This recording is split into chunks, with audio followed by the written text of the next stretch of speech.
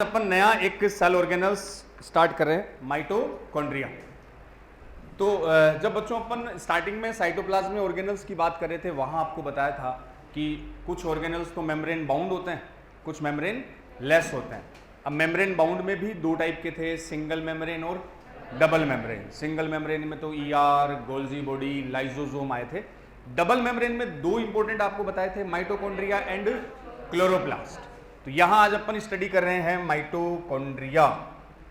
Singular जो word होगा बच्चों, सिंगुलर मतलब एक वचन, माइटोकॉन्ड्रियोन, माइटोकॉन्ड्रियन। तो माइटोकॉन्ड्रिया खूब सारे मिलकर के, एक अकेला है उसको क्या बोल दिया, माइटोकॉन्ड्रियोन। वैसे तो इन जनरल बायोलॉजी में क्या आता है बच्चों, अगर किसी वर्ड के पीछे ए लग जाए, देखो दो आते हैं, अगर ए स्टार्ट में लग जाए, प्रीफिक्स अगर ए लगे, तब तो बायोलॉजी में एब्सेंट होता है। कोई भी चीज एब्सेंट, हमने आगे क्या लगा दिया, ए। इन जनरल किसी वर्ड के आगे ए लिखा हुआ मिले, मतलब वो क्या है, एब्सेंट है। ए सिलोमीटर, कई एग्जाम्पल आएंगे। और अगर किसी वर्ड के लास्ट में अगर ए लिखा हुआ दिखे, इन जनरली वो प्लूरल होता है, बहुवचन। हालांकि उसका एक्सेप्शन मैं यही बताऊंगा आपको, ए क्या आएगा वो। अगर किसी वर्ड के लास्ट में मैंने ए लिख दिया, मतलब प्लूरल। जैसे अपन ने लिखा बैक्टीरिया, एक बेटा जी लिखा बैक्टीरियम, क्या डिफरेंस है, बैक्टीरियम तो एक अकेला बैक्टीरिया, और ये खूब सारे बैक्टीरिया। डेटा आप लिखते ही हो, एक वर्ड आया डेटम, तो डेटा क्या है, प्लूरल, डेटम सिंगुलर। बहुत सारी जगह अगर किसी वर्ड के पीछे ए लिख दिया, मतलब वो क्या हो गया, प्लूरल। माइटोकॉन्ड्रिया खूब सारे, और माइटोकॉन्ड्रियोन सिंगुलर। हालांकि मैं एक अलग से भी बताऊंगा, ऐसी माइटोकॉन्ड्रिया में एग्जांपल आएगा वो। और जनरली बच्चों किसी वर्ड के आगे अगर ए लिखा हुआ दिखे, मतलब वो क्या रहेगा, एब्सेंट रहेगा। पढ़ेंगे इसको भी अपन। चलो बात करते हैं माइटोकॉन्ड्रिया की, क्या है, कहाँ होता है, कैसे, क्या स्ट्रक्चर है, साइज, शेप, सब बातें। तो माइटोकॉन्ड्रिया बच्चों पहला ही इसमें मेंशन कर लियो, क्या, first double membrane structure, double membrane bound structure. तो दोहरी झिल्ली युक्त कोशिकांग है। डबल मेम्ब्रेन का मतलब स्ट्रक्चर में बच्चों आपको इसकी डबल मेम्ब्रेन दिखेगी, डबल मेम्ब्रेन स्ट्रक्चर। तो डबल मेम्ब्रेन हुआ, दोहरी झिल्ली युक्त कोशिकांग, डबल मेम्ब्रेन आपको दिखाई देगी। अगला माइटोकॉन्ड्रिया में ही डबल मेम्ब्रेन के बाद बच्चों मेंशन कर लियो। अब देखो अदर नेम से पहले अपन दो चार साइंटिस्ट के नाम है वो मेंशन कर लियो। एक तो सबसे पहले कोलिकर, बार बार कहता हूं मैं, जब चैप्टर कंप्लीट होगा तो जो मेन साइंटिस्ट है बेटा जी अपन एक साथ लिखेंगे इनको। पहला कोलिकर, कोलिकर में मेंशन कर लो, फर्स्ट टाइम माइटोकॉन्ड्रिया ऑब्जर्व्ड। सबसे पहले माइटोकॉन्ड्रिया को जिसने ऑब्जर्व किया था सेल के अंदर, वो थे कोलिकर। फर्स्टली ऑब्जर्व्ड माइटोकॉन्ड्रिया, सबसे पहले माइटोकॉन्ड्रिया इन्होंने देखा। बस देखा, कुछ बोला नहीं, दिखा इनको कि कुछ है। फिर बेटा जी एक साइंटिस्ट आए थे बेंडा, इन्होंने कॉइन द टर्म माइटोकॉन्ड्रिया। तो जो माइटोकॉन्ड्रिया टर्म देने वाले थे, जिसने नाम माइटोकॉन्ड्रिया दिया, वो कौन थे, बेंडा, साइंटिस्ट का नेम है। कोलिकर जिन्होंने सबसे पहले माइटोकॉन्ड्रिया को देखा, कोलिकर, और टर्म माइटोकॉन्ड्रिया जिन्होंने दिया वो बेंडा। फाइनली बच्चों एक साथ अल्टमान साइंटिस्ट, कई जगह नाम आता है इनका, ये इंपॉर्टेंट, इन्होंने माइटोकॉन्ड्रिया के लिए टर्म दिया था, गेव द टर्म बायोप्लास्ट। इन्होंने माइटोकॉन्ड्रिया को बायोप्लास्ट बोला। और इनके साथ एक और साइंटिस्ट थे फ्लेमिंग, और अल्टमान और फ्लेमिंग को कंबाइनली बोला जाता है क्रेडिट ऑफ माइटोकॉन्ड्रिया डिस्कवरी। तो माइटोकॉन्ड्रिया डिस्कवरी का जो श्रेय और क्रेडिट है बच्चों, वो इन दो साइंटिस्ट को जाता है। लेकिन फिर बात करते हैं, देखो क्या पूछा जा सकता है साइंटिस्ट ओरिएंटेड। हर बार नीट में एक साइंटिस्ट का क्वेश्चन आता है बच्चों, हर बार। लेकिन जनरली वो 12th की एनसीईआरटी से पूछा जाता है। तो क्या कहा अपन ने, पहला साइंटिस्ट याद रहे तो ठीक है, नहीं छोड़ सकते हो। सबसे पहले जिन्होंने माइटोकॉन्ड्रिया को देखा था वो कोलिकर, बेंडा जिन्होंने माइटोकॉन्ड्रिया टर्म दिया कि माइटोकॉन्ड्रिया है, अल्टमान, ये 2-3 जगह और भी आएंगे बच्चों, न्यूक्लिक एसिड में भी आएंगे साइंटिस्ट। इन्होंने माइटोकॉन्ड्रिया के लिए एक वर्ड यूज किया था बायोप्लास्ट, जैसे क्लोरोप्लास्ट होता ना, तो क्लोरोप्लास्ट की तरह इसमें भी डबल लेयर थी। इन्होंने बोला ये क्या है, बायोप्लास्ट। बाद में बेंडा ने कहा है बायोप्लास्ट तो नहीं अच्छा लग रहा, इसका नाम क्या रखूं, माइटोकॉन्ड्रिया। हालांकि बेंडा का नाम भी खुद का भी खतरनाक ही था, इन्होंने उसको क्या बता दिया, माइटोकॉन्ड्रिया, वो हिट हो गया। और बच्चों फिर अल्टमान और साथ में एक और साइंटिस्ट फ्लेमिंग, इन्होंने डिटेल में इसकी स्टडी की। तो माइटोकॉन्ड्रिया की जो डिस्कवरी है उसका क्रेडिट कौन ले गए, ये दोनों ले गए। माइटोकॉन्ड्रिया की खोज का श्रेय जिन दो साइंटिस्ट को मिला वो Altmann and Fleming. Credit mitochondria discovery goes to Altmann and Fleming. चलो इन दो को खोज का श्रेय मिला, माइटोकॉन्ड्रिया की खोज का श्रेय ले जाने वाले ये दोनों साइंटिस्ट। अब चलो डिस्कवरी के बाद बच्चों बात करते हैं, साइंटिस्ट के बाद नंबर ऑफ माइटोकॉन्ड्रिया, संख्या कि सेल में कितने माइटोकॉन्ड्रिया कहां कैसे प्रेजेंट होते हैं। अगला आप पॉइंट लिख लिए, नंबर ऑफ माइटोकॉन्ड्रिया। तो बच्चों माइटोकॉन्ड्रिया का रोल क्या है, क्या करता है माइटोकॉन्ड्रिया? हम माइटोकॉन्ड्रिया को बोलते हैं power house of the cell. Power house का मतलब एनर्जी, एटीपी बनाएगा। अब सीधी सी बात है, आपके पास दो ऐसी सेल है, एक सेल जो एनर्जी प्रोडक्शन में जिसका रोल कम है, एक बॉडी की ऐसी सेल है जिसका मेन रोल ही एनर्जी प्रोडक्शन है। तो दोनों सेल में माइटोकॉन्ड्रिया की नंबर वेरी करेगी, मतलब जिसका काम ही एनर्जी बनाना है उसमें माइटोकॉन्ड्रिया ज्यादा होंगे क्योंकि उसको एटीपी बनाना है। जहां एनर्जी प्रोडक्शन कम होगा उसमें माइटोकॉन्ड्रिया भी। तो नंबर सेल के अकॉर्डिंग वेरी करता है। जो सेल ज्यादा एक्टिव होगी उसमें माइटोकॉन्ड्रिया भी। एक्टिव का मतलब जिस सेल को क्या चाहिए, एनर्जी। आप एक्टिव हो तो बेटा जी आपको एनर्जी चाहिएगी, तो जो सेल ज्यादा एक्टिव है, ज्यादा एनर्जी चाहिए, उसमें माइटोकॉन्ड्रिया भी आपको ज्यादा मिलेंगे। जो सेल कंपैरेटिवली कम एक्टिव है, नंबर ऑफ माइटोकॉन्ड्रिया उनमें कम होगी। तो माइटोकॉन्ड्रिया की नंबर क्या करती है, वेरी करती है, भिन्न भिन्न होती है। तो नंबर ऑफ माइटोकॉन्ड्रिया की अगर बात करें बेटा जी, वेरिएबल है, सेल टू सेल वेरी करेगी। किसी सेल में कम है, किसी में माइटोकॉन्ड्रिया ज्यादा है, और इसका पता ऐसे चलेगा, number of mitochondria depends upon activity of cell. Mitochondria की संख्या सेल की सक्रियता पर निर्भर करती है, कोशिका की सक्रियता पर निर्भर करेगी, कोशिका की सक्रियता पर निर्भर। तो जो सेल बेटा जी ज्यादा एक्टिव है उसमें माइटोकॉन्ड्रिया की नंबर भी ज्यादा। बस एक्टिव के लिए एनर्जी चाहिए, एनर्जी आपको कौन देगा, mitochondria.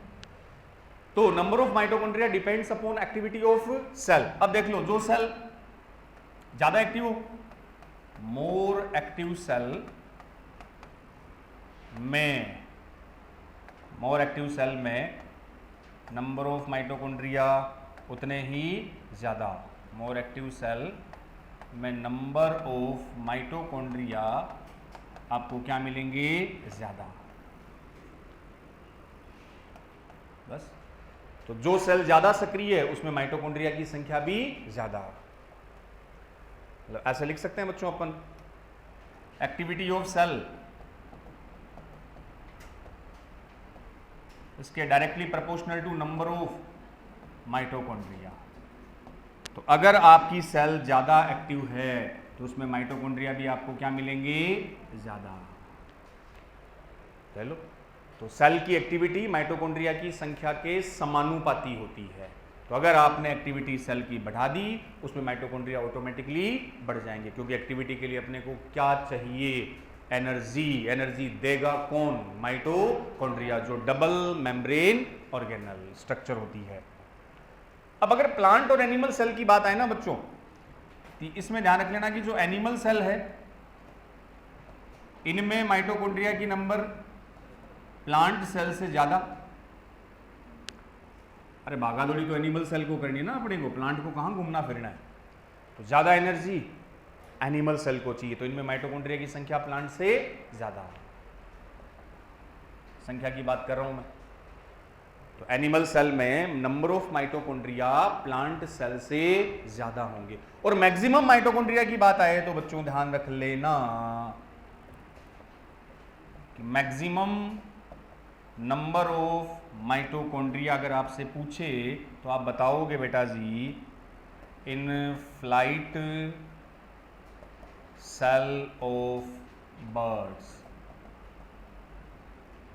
Maximum number of mitochondria आपसे पूछे तो आप बताओगे पक्षी की उड़न पेशियां, उड़न कोशिकाएं,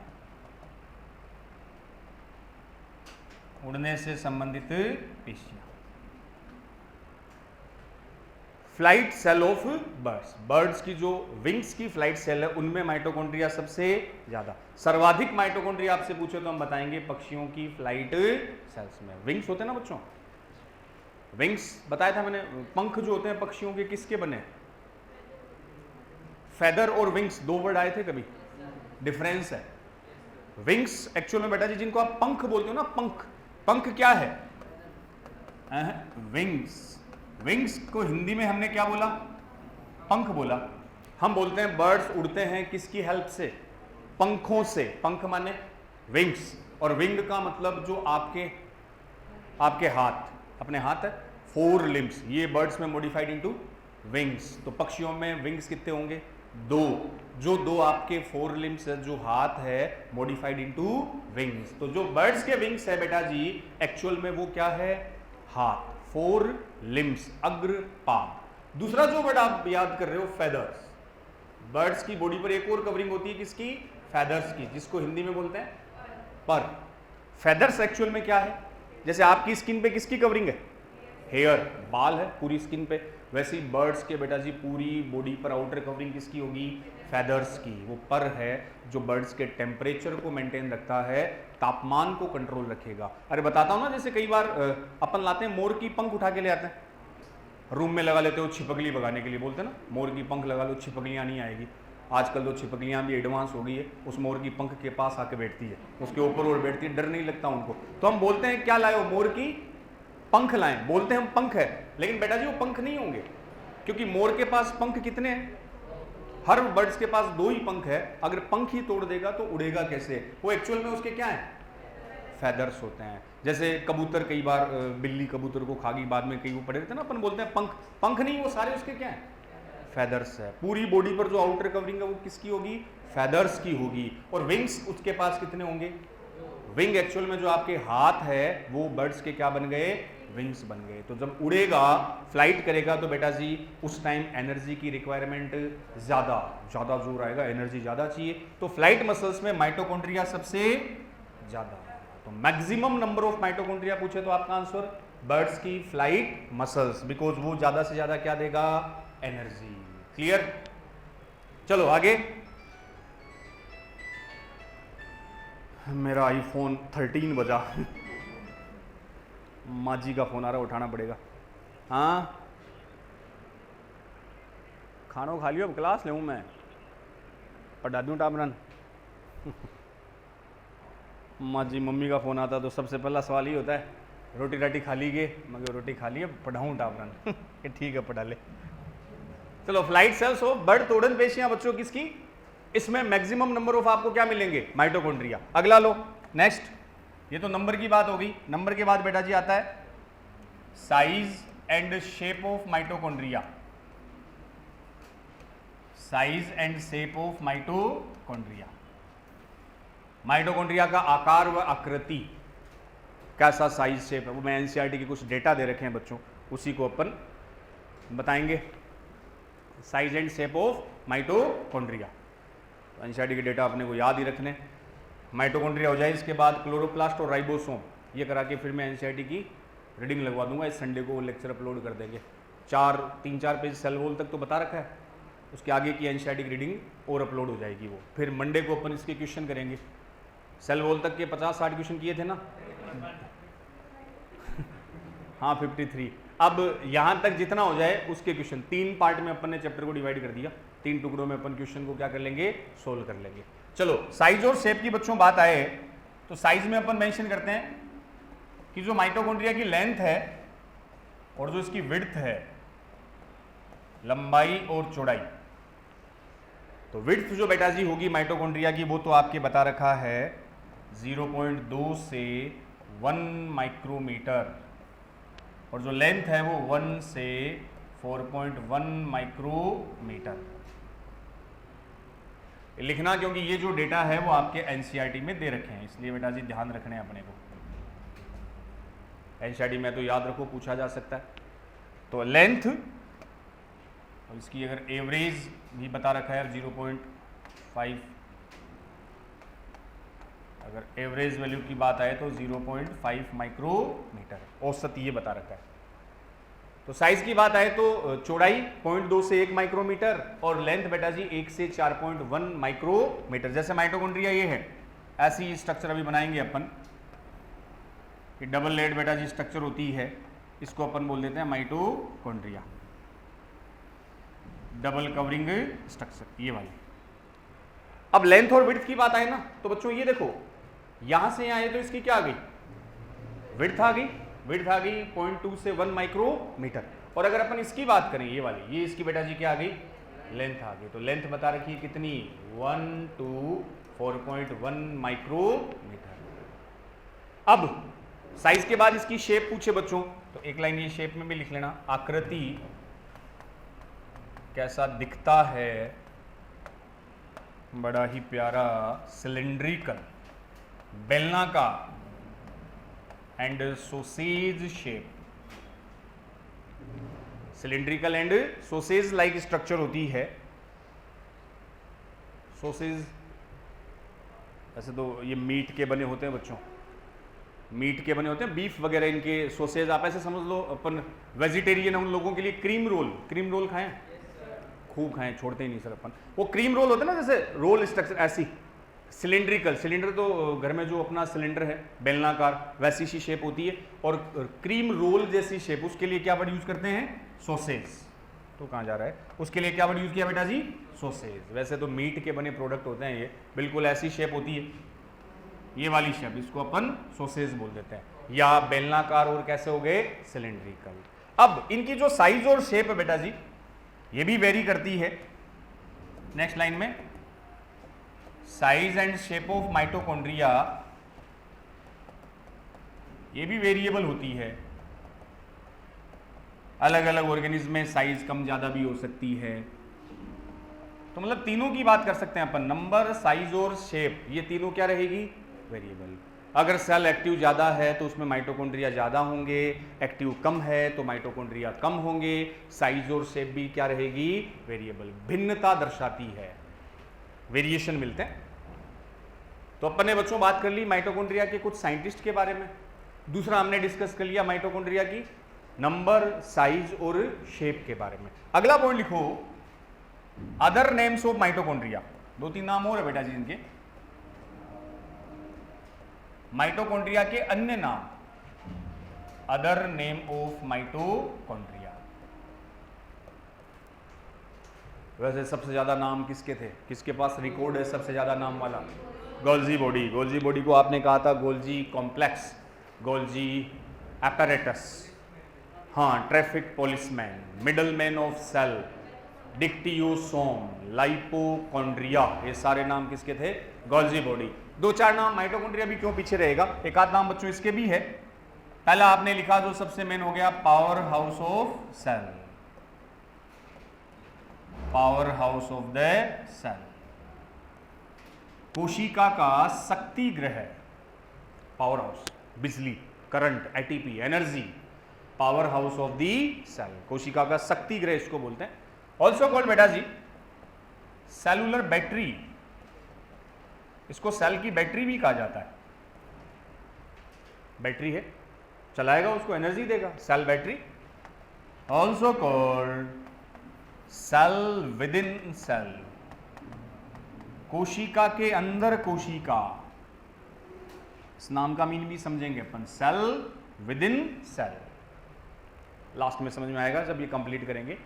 कोशिका के अंदर कोशिका, इसको माइटोकॉन्ड्रिया के लिए एक वर्ड है, क्यों कहते हैं वो समझेंगे, आगे चलता रहेंगे, अपने आप ये वर्ड समझ में आएगा।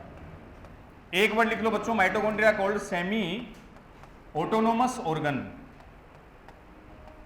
माइटोकॉन्ड्रिया के लिए एक वर्ड आएगा सेमी ऑटोनोमस ऑर्गन, अर्ध स्वायत्त अंग। अरे सारे काम आज ही करेंगे क्या? सेमी ऑटोनोमस ऑर्गन, अर्ध स्वायत्त अंग, ये लिख लो। अब क्यों है सेमी ऑटोनोमस, क्यों कहते हैं, ये दो अपन समझते हैं आगे। एक और बेटा जी इनका अनदर नेम लिख लियो, मोस्ट, हेलो, अरे ऊपर अभी बाद में खाली कर दिया ना, खड़े खड़े हो रहे यार। अगला बच्चों एक लिख लो, most busy and active cell organelle, सबसे ज्यादा व्यस्त और सक्रिय कोशिकांग, सर्वाधिक व्यस्त तथा सक्रिय कोशिकांग, मतलब बाकी सारे में बेटा जी सबसे ज्यादा जो बिजी रहता है, सर्वाधिक व्यस्त व सक्रिय कोशिकांग। देखो इन नाम के बारे में बच्चों अपन डिस्कस करते हैं। माइटोकॉन्ड्रिया की कुछ अदर नेम है, इन नाम को क्यों रखा गया है? Most busiest and active cell organelle, सबसे ज्यादा बिजी रहेगा और कैसा? एक्टिव। चलो पहले वन बाय वन बच्चों इन नाम के बारे में डिस्कस करें। माइटोकॉन्ड्रिया को हमने पहला और इंपॉर्टेंट नाम क्या दिया? Power house of cell. Power house है क्योंकि क्या जनरेट करेगा? एटीपी, इसलिए बोल दिया ना आपने, क्योंकि ये क्या बनाएगा? प्रोड्यूस करेगा एटीपी, और एटीपी बच्चों आपको क्या देगा? एनर्जी या तो ऊर्जा।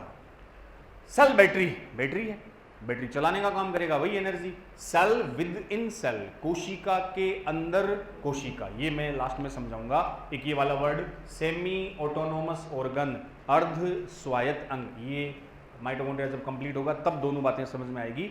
ये वाला most busy and active cell organelle, cell में भी खुद को सबसे बिजी रखने वाला कौन है? इसका रीजन भी सामने है, क्या देगा? बिना एनर्जी के सेल का कोई काम।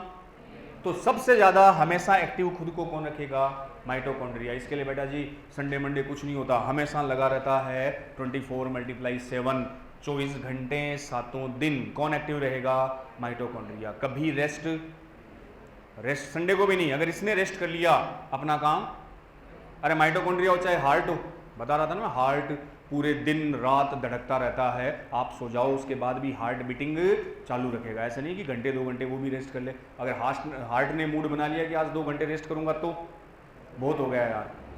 एक दिन फील आ गई हार्ट को, बहुत हुआ, सब मोह माया है, क्या कर रहा हूँ मैं, क्यों धड़कता हूँ, किसके लिए धड़क रहा हूँ, कौन मेरा है, ऐसी फीलिंग आ गई। मान लो गीता में लिखा है तू क्या लाया है क्या लेके जाएगा, कर्म करता रहे। तो हार्ट ने भी एक दिन घंटे भर बोल दिया मैं थोड़ा सा रेस्ट कर लूँ, आधे घंटे रुक जाऊँ।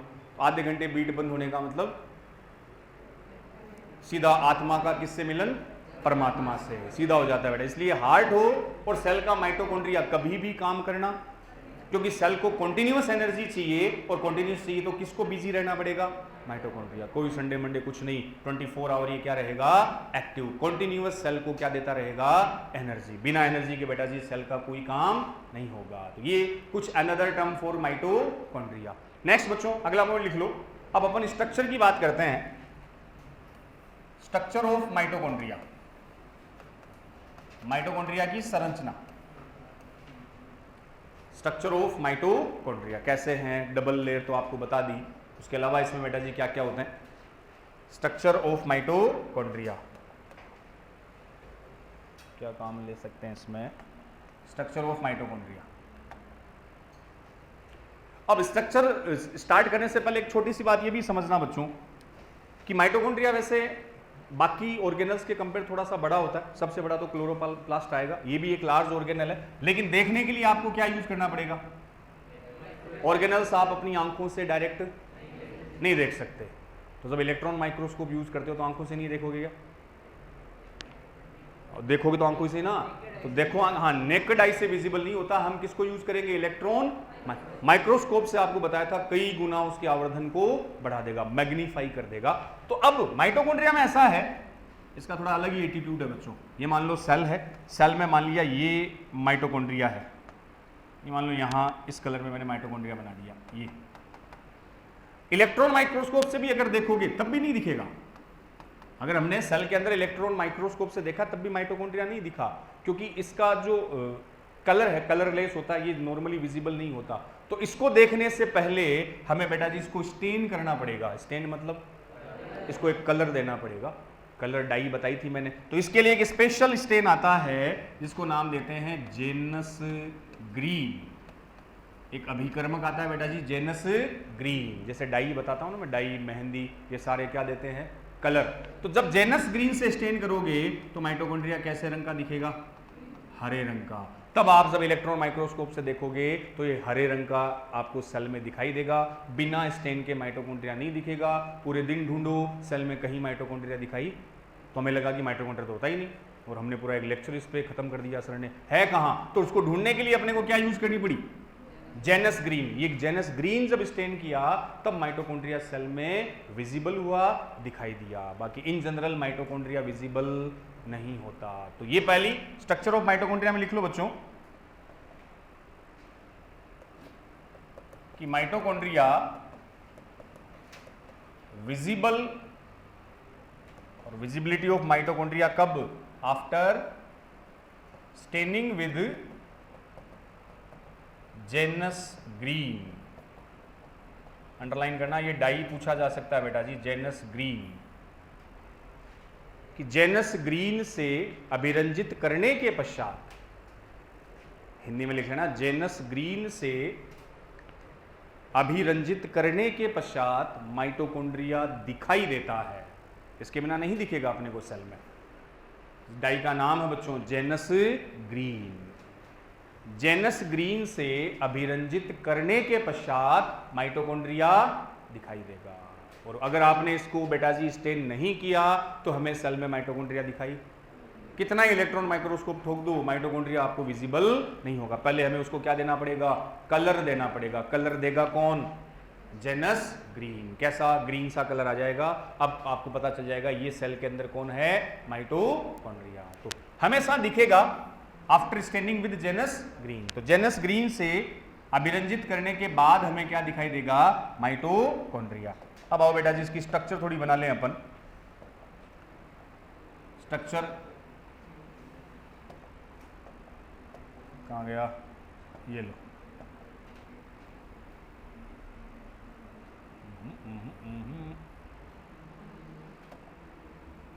थोड़ा सा यहां से ले लो,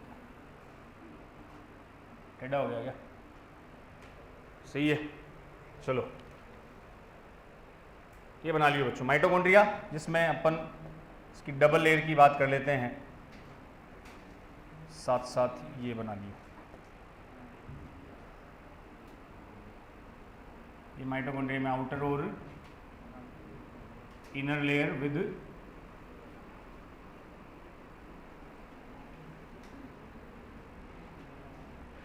इसी स्ट्रक्चर से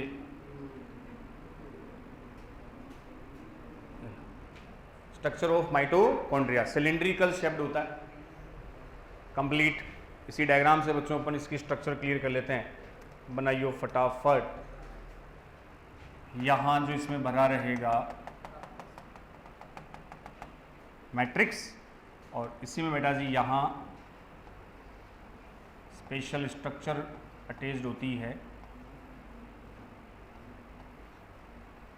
इनको बोला जाता है ऑक्सीजोम।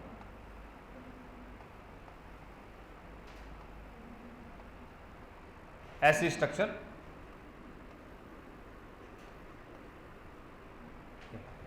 माइटोकॉन्ड्रिया की स्ट्रक्चर, इसको बनाइए।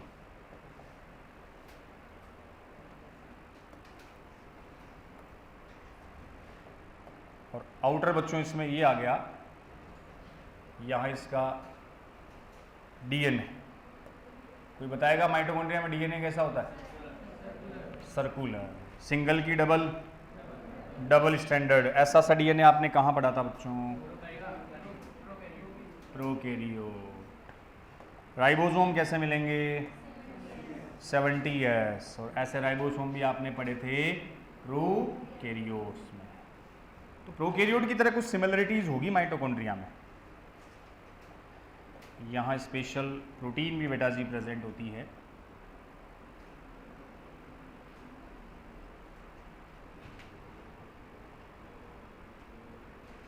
ऐसे प्रोटीन मॉलिक्यूल्स ये, तो जो आउटर मोस्ट कवरिंग है इसकी,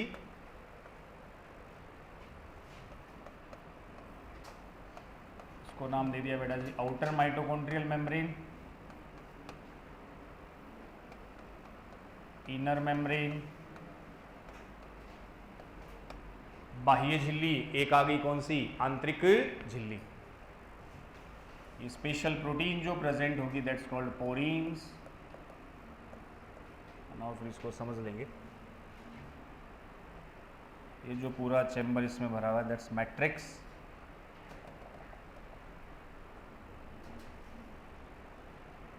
इनर चैम्बर, इसी को बोला मैट्रिक्स। ये जो बेटा जी स्ट्रक्चर है ऑक्सीसोम, ऑक्सीसोम इनके लिए वर्ड यूज किया।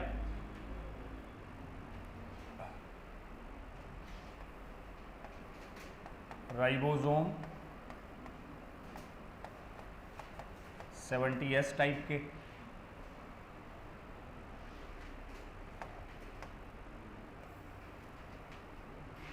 Double standard DNA,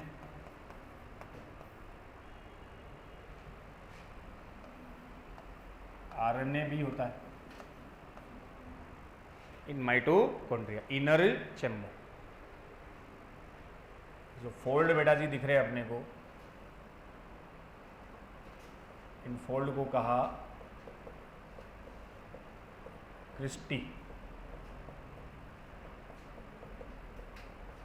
this folded structure called cristae. इसी स्ट्रक्चर से पूरी माइटोकॉन्ड्रिया बच्चों अपन समझ लेंगे। ये इनर चैम्बर आंतरिक कक्ष हो गया। एक यहाँ ये जो चैम्बर होता है ये वाला, इसको कहेंगे आउटर चैम्बर और पेरी माइटोकॉन्ड्रियल स्पेस और इंटर मेम्ब्रेन स्पेस। एक बार बना लो, फिर इनकी स्ट्रक्चर को बच्चों अपन क्लियर करते हैं कि माइटोकॉन्ड्रिया की जो स्ट्रक्चर है वो कैसे है। पोरीन, पोर, छेद, outer membrane, inner membrane.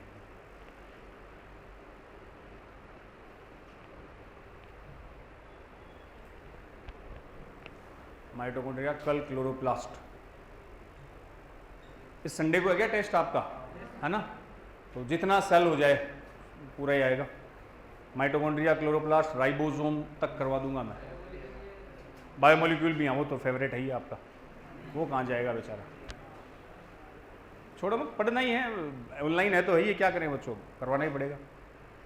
Last में कभी टाइम मिलेगा तब मैं ऑफलाइन करवा दूंगा, बाकी उसको अपलोड कर रखा है तो देख लीजिए। क्योंकि सेल एक बड़ी यूनिट है, 1 महीने की इतनी बड़ी यूनिट है। सेल डिवीजन आएगा उसके बाद 1 वीक इसमें लगेगा, फिर 1 वीक सेल डिवीजन में लगेगा। बाद में 11th में आपकी एक प्लांट फिजियो बचेगी, 11th से 12th वाले बच्चों की, है ना? और वो टारगेट वाला बेच भी अपन सेपरेट कर देंगे अब।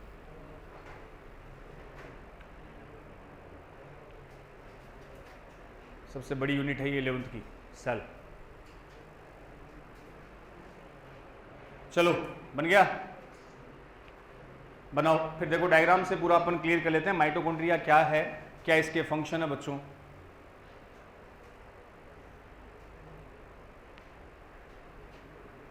फटाफट,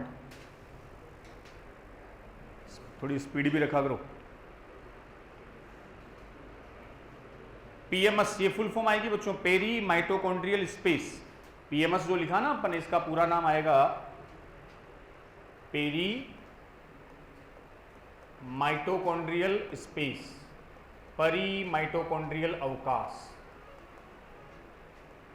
ये ऐसे जो वर्ड है ना, इनको इंग्लिश में लिखा करो, हिंदी में नहीं। अपने को हिंदी मीडियम वाले बच्चे भी तो ज़्यादा हिंदी की जरूरत है वहाँ लिखूंगा, बाकी वर्ड इंग्लिश में याद रखने आपको। पेरीमाइटोकॉन्ड्रियल स्पेस, परिमाइटोकॉन्ड्रियल अवकाश, और इंटर मेम्ब्रेन स्पेस, अंतराझिल्ली अवकाश इसको बोलते हैं। Oxysome, ribosome, cristae, outer membrane बाह्य झिल्ली, इनर मेम्ब्रेन आंतरिक झिल्ली। ये पोरीन आ गया, आरएनए आ गया। डीएस का मतलब बेटा जी डबल स्ट्रैंडेड डीएनए, द्विरज्जु की डीएनए। राइबोसोम कैसे लिखे मैंने, 70S टाइप्स के। अब देखो ये जो पूरा माइटोकॉन्ड्रिया की स्ट्रक्चर है बच्चों, क्या कहती है देखो बोर्ड पे, अपन अलग अलग पार्ट में इसको समझेंगे। पूरा जो माइटोकॉन्ड्रिया, आप बिल्कुल कंसंट्रेट होकर बोर्ड पे आइयो आप। सबसे पहले आपसे पूछे माइटोकॉन्ड्रिया में मेम्ब्रेन 2, तो हमने नाम दिया था बच्चों डबल मेम्ब्रेन बाउंड स्ट्रक्चर, दोहरी झिल्ली युक्त संरचना। तो आउटर मेम्ब्रेन ये रही, दिख रही है येलो कलर वाली, आउटर है। अंदर ये व्हाइट कलर में जो बनाई है बच्चों को इनर मेम्ब्रेन होगी। तो माइटोकॉन्ड्रिया की स्ट्रक्चर में आप दो तो मेम्ब्रेन पढ़ोगे, आउटर मेम्ब्रेन और इनर मेम्ब्रेन। अब सुनो, इस मेम्ब्रेन, इन दोनों मेम्ब्रेन की वजह से माइटोकॉन्ड्रिया में दो चेंबर बन गए, दो कक्ष बन गए, दो कंपार्टमेंट बन गए। कैसे? एक चेंबर तो ये बना बच्चों, ये रहा बाहर वाला दिख रहा है, आउटर और इनर के बीच ये जो चेंबर है, आउटर और इनर के बीच एक चेंबर तो ये बन गया। इस चेंबर को अपन ने क्या नाम दिया? ये रहा, ये वाला, ये तो है, इसको बोल दिया आपने आउटर चेंबर, बाह्य कक्ष या पेरी माइटोकॉन्ड्रियल स्पेस या इंटर मेम्ब्रेन स्पेस। किसके बीच का स्पेस है? आउटर और इनर, दोनों मेम्ब्रेन के बीच का space, that's called outer chamber. एक ये चेंबर बन गया, एक ये दिख रहा है दूसरा चेंबर, ये रहा पूरा बीच वाला, इसको बेटा जी क्या नाम दे दिया? इनर चेंबर, आंतरिक कक्ष, जिसमें कौन भरा है? ये पूरा भरा हुआ क्या है? इसी मैट्रिक्स में आपके पास डीएनए है, आरएनए है, राइबोसोम है, ये वाले ऑक्सीसोम है सब। तो माइटोकॉन्ड्रिया की स्ट्रक्चर आप 4 पॉइंट पे डिस्कस करोगे। पहले उसकी डबल मेम्ब्रेन, बाहर आउटर, दूसरी इनर। इन मेम्ब्रेन की वजह से माइटोकॉन्ड्रिया में दो चेंबर बन गए, कंपार्टमेंट बन गए, कक्ष बन गए। एक चेंबर बेटा जी कौन सा? आउटर चेंबर, जो आउटर और इनर मेम्ब्रेन के बीच। एक बेटा जी कौन सा आ गया? इनर चेंबर, जिसको आपने बोला मैट्रिक्स। और इसी में वो सारे डीएनए, आरएनए, राइबोसोम सब इसी में प्रेजेंट होंगे। अब पहले जब आउटर मेम्ब्रेन की बात करेंगे हम, सबसे पहले बच्चों हमने उठा लिया किसको? Outer membrane. अब देखो बोर्ड पे, आउटर मेम्ब्रेन का एक स्पेशल कैरेक्टर, इसमें मैंने जगह जगह प्रोटीन बनाई है, कौन सी? पोरीन। पोर का मतलब छेद, बस छेद है। ये पोर की वजह से, इन प्रोटीन की वजह से बच्चों बाहर से कोई भी आयन मटेरियल इस सेल के मेम्ब्रेन के क्या आ जाएगा? अंदर आ जाएगा। तो ये पारगम्यता, परमीबिलिटी के लिए इस पर कौन होती है? पोरीन होती है। इनर पर, इनर मेम्ब्रेन पर कहीं भी पोरीन नहीं है। इनर का यूनिक फीचर क्या बच्चों? इनर मेम्ब्रेन देखो जगह जगह इस माइटोकॉन्ड्रिया के अंदर धंसी रहती है, इनफोल्ड, अंगुली नुमा धंसी हुई स्ट्रक्चर है, ये फोल्ड है। इन फोल्ड को हमने क्या नाम दिया? क्रिस्टी। तो जो इनर मेम्ब्रेन है वो अंदर फोल्ड होकर क्या बनाएगी? क्रिस्टी। ये व्हाइट कलर की क्या है? क्रिस्टी। और क्रिस्टी के ऊपर बेटा जी देखो ये जो लगे हुए हैं, इनको हमने क्या नाम दिया? ऑक्सीसोम। ये ऑक्सीसोम सबका अलग अलग रोल होगा। तो ये वाले क्रिस्टी, क्रिस्टी किस पर लगी हुई है? इनर मेम्ब्रेन पर। और क्रिस्टी के ऊपर कौन लगे हुए हैं? ऑक्सीसोम। अब बच्चों एक चीज तो दिमाग में क्लियर हुई कि इन क्रिस्टी की वजह से ये जो फोल्ड है, जो वलन है, इसकी वजह से सरफेस एरिया बढ़ेगा। भाई अपनी वही, मैंने एक लाइन ऐसे बना दी, एक इस लाइन को बेटा जी ऐसे फोल्ड बना दिए, फोल्ड बन गए तो सरफेस एरिया। तो क्रिस्टी की वजह से जो इस इनर मेम्ब्रेन का क्षेत्रफल है, जो एरिया है, वो ज्यादा होगा। और इसी क्रिस्टी के ऊपर ये कौन लगे होंगे? ऑक्सीसोम। किनका क्या फंक्शन है वो अपन 1 बाय 1 देखेंगे। तो पूरी माइटोकॉन्ड्रिया की स्ट्रक्चर समझने के लिए अपने को 4 पॉइंट डिस्कस करने। पहले उसकी मेम्ब्रेन, आउटर और इनर, फिर दो उसके चेंबर, पहला आउटर चेंबर और दूसरा इनर चेंबर। तो आओ स्ट्रक्चर में सबसे पहले बेटा जी पहला वर्ड आप लिख लो, आउटर मेम्ब्रेन। स्ट्रक्चर की जो अपन बात करेंगे, फर्स्ट पॉइंट इसमें लिख लियो, आउटर मेम्ब्रेन, बाह्य झिल्ली। बस सिंपली तरीके से एकदम सबसे पहला पॉइंट लिख लो, आउटर मेम्ब्रेन। 4 पॉइंट के थ्रू अपन पूरी माइटोकॉन्ड्रिया की स्ट्रक्चर कंप्लीट कर लेंगे बच्चों। आउटर मेम्ब्रेन जो है, नाम ही आउटर है, तो कहां होगी? बाहर की ओर, बाह्य सतह है, आउटर साइड है। दूसरा, इस मेम्ब्रेन में बच्चों आउटर के साथ साथ कौन प्रेजेंट है? पोरीन प्रेजेंट होंगे। एक विशेष प्रकार की प्रोटीन लाइक स्ट्रक्चर आएगी जिसको हमने क्या नाम दिया? पोरीन। पोरीन किस लिए? जहां से आयंस और कुछ भी बाहर से आ सकता है। पोरीन की वजह से बेटा जी इस मेम्ब्रेन की परमिएबिलिटी, पारगम्यता ज्यादा होगी कि कम? ज्यादा।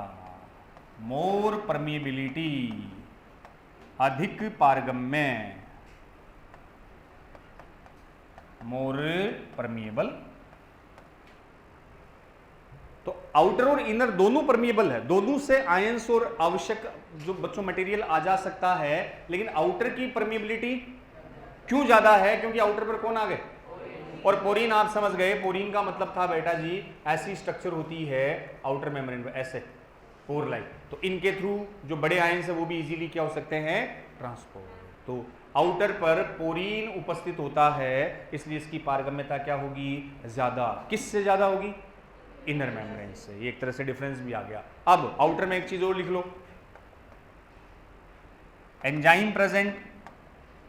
मेम्ब्रेन पर एंजाइम आएंगे, कई एक्टिविटी को कंट्रोल करते हैं, एंजाइम उपस्थित होते हैं। एंजाइम प्रेजेंट होंगे, एंजाइम उपस्थित होंगे, पूरे माइटोकॉन्ड्रिया में हर जगह एंजाइम मिलेंगे। अगला एक आउटर में लिख लेना बच्चों, फॉस्फोलिपिड की अमाउंट ज्यादा होती है। फॉस्फोलिपिड यहां ज्यादा मात्रा में उपस्थित। कौन सा फॉस्फोलिपिड? कौन सा? अरे सेल मेम्ब्रेन याद आई क्या? सेल मेम्ब्रेन का सबसे एक्सेप्टेबल मॉडल कौन सा था? फ्लूइड मोज़ेक मॉडल देने वाला सिंगर निकोलसन। कब दिया? 1972। क्या कहा? कि वही लिपिड की बाइलेयर होती है, दोनों तरफ प्रोटीन होते हैं, और लिपिड की बाइलेयर में मेन लिपिड कौन सा था? फॉस्फोलिपिड। उसमें भी लिखाया था लेसिथीन, एक कोलेस्ट्रॉल आपको बताया था। तो अब बच्चों जो माइटोकॉन्ड्रिया की मेम्ब्रेन है, सेल मेम्ब्रेन की तरह तो है ये सब सेल मेम्ब्रेन की स्ट्रक्चर ही है एक तरह से। माइटोकॉन्ड्रिया की मेम्ब्रेन भी किसके जैसी है? बिल्कुल सेल मेम्ब्रेन। सेल मेम्ब्रेन में वही आपने स्ट्रक्चर बनाई थी, ये रे, ये कौन थे? फॉस्फोलिपिड। तो जो आउटर मेम्ब्रेन है माइटोकॉन्ड्रिया की, उसमें ज्यादा कौन होगा? फॉस्फोलिपिड। ठीक वैसे ही जैसे कि सेल मेम्ब्रेन का मेन लिपिड कौन सा था? फॉस्फोलिपिड। वैसे ही स्ट्रक्चर है। चलो, कौन बनाएगा इसको? कौन सा सेल ऑर्गेनेल बनाता है मेम्ब्रेन को?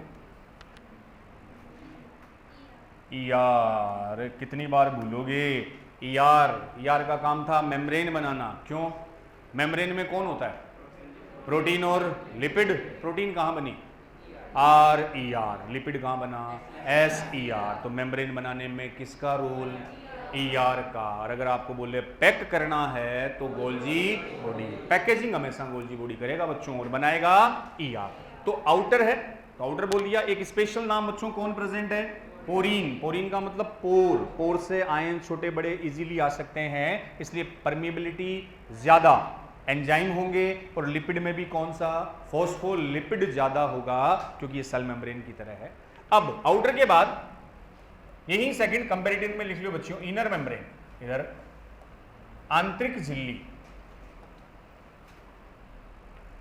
आउटर के बाद अपने दूसरी स्ट्रक्चर इसकी इनर मेम्ब्रेन। आगे लिख लो, नहीं साइड में जगह तो वैसे लिख लो, इनर मेम्ब्रेन। इसको डिस्कस कर ले। इनर मेम्ब्रेन में क्या क्या है? पहली चीज, आउटर की जगह इनर साइड होगी, आंतरिक झिल्ली होगी, माइटोकॉन्ड्रिया की इनर होगी। पोरीन होंगे क्या? पोरीन वाला पार्ट एब्सेंट होता है, इस पे पोरीन क्या होंगे? एब्सेंट। अब फ्यूचर डॉक्टर्स, जब पोरीन नहीं है तो परमिएबिलिटी होगी, परमिएबिलिटी होगी, लेकिन आउटर के कंपेयर लेस होगी, क्योंकि वहां तो पोर थे तो इजीली आ जा सकते थे, अब डायमीटर कम है तो हर आयंस ट्रांसपोर्ट नहीं होगा, तो मोर की जगह मैं लिख दूंगा लेस परमिएबिलिटी, तुलनात्मक रूप से कम पारगम्य। परमिएबिलिटी तो है बट कंपैरेटिवली लेस होगी। यहां भी एंजाइम होंगे, एंजाइम हर जगह मिलेंगे बच्चों माइटोकॉन्ड्रिया में, एंजाइम प्रेजेंट,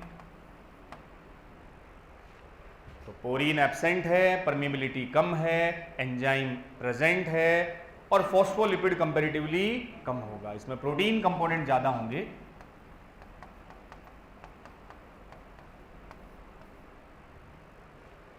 प्रोटीन ज्यादा, क्योंकि सेल मेम्ब्रेन में प्रोटीन फॉस्फोलिपिड दोनों होते हैं ना, इसमें प्रोटीन कई गुना ज्यादा रहते हैं, यहां फॉस्फोलिपिड कंटेंट ज्यादा रहेगा।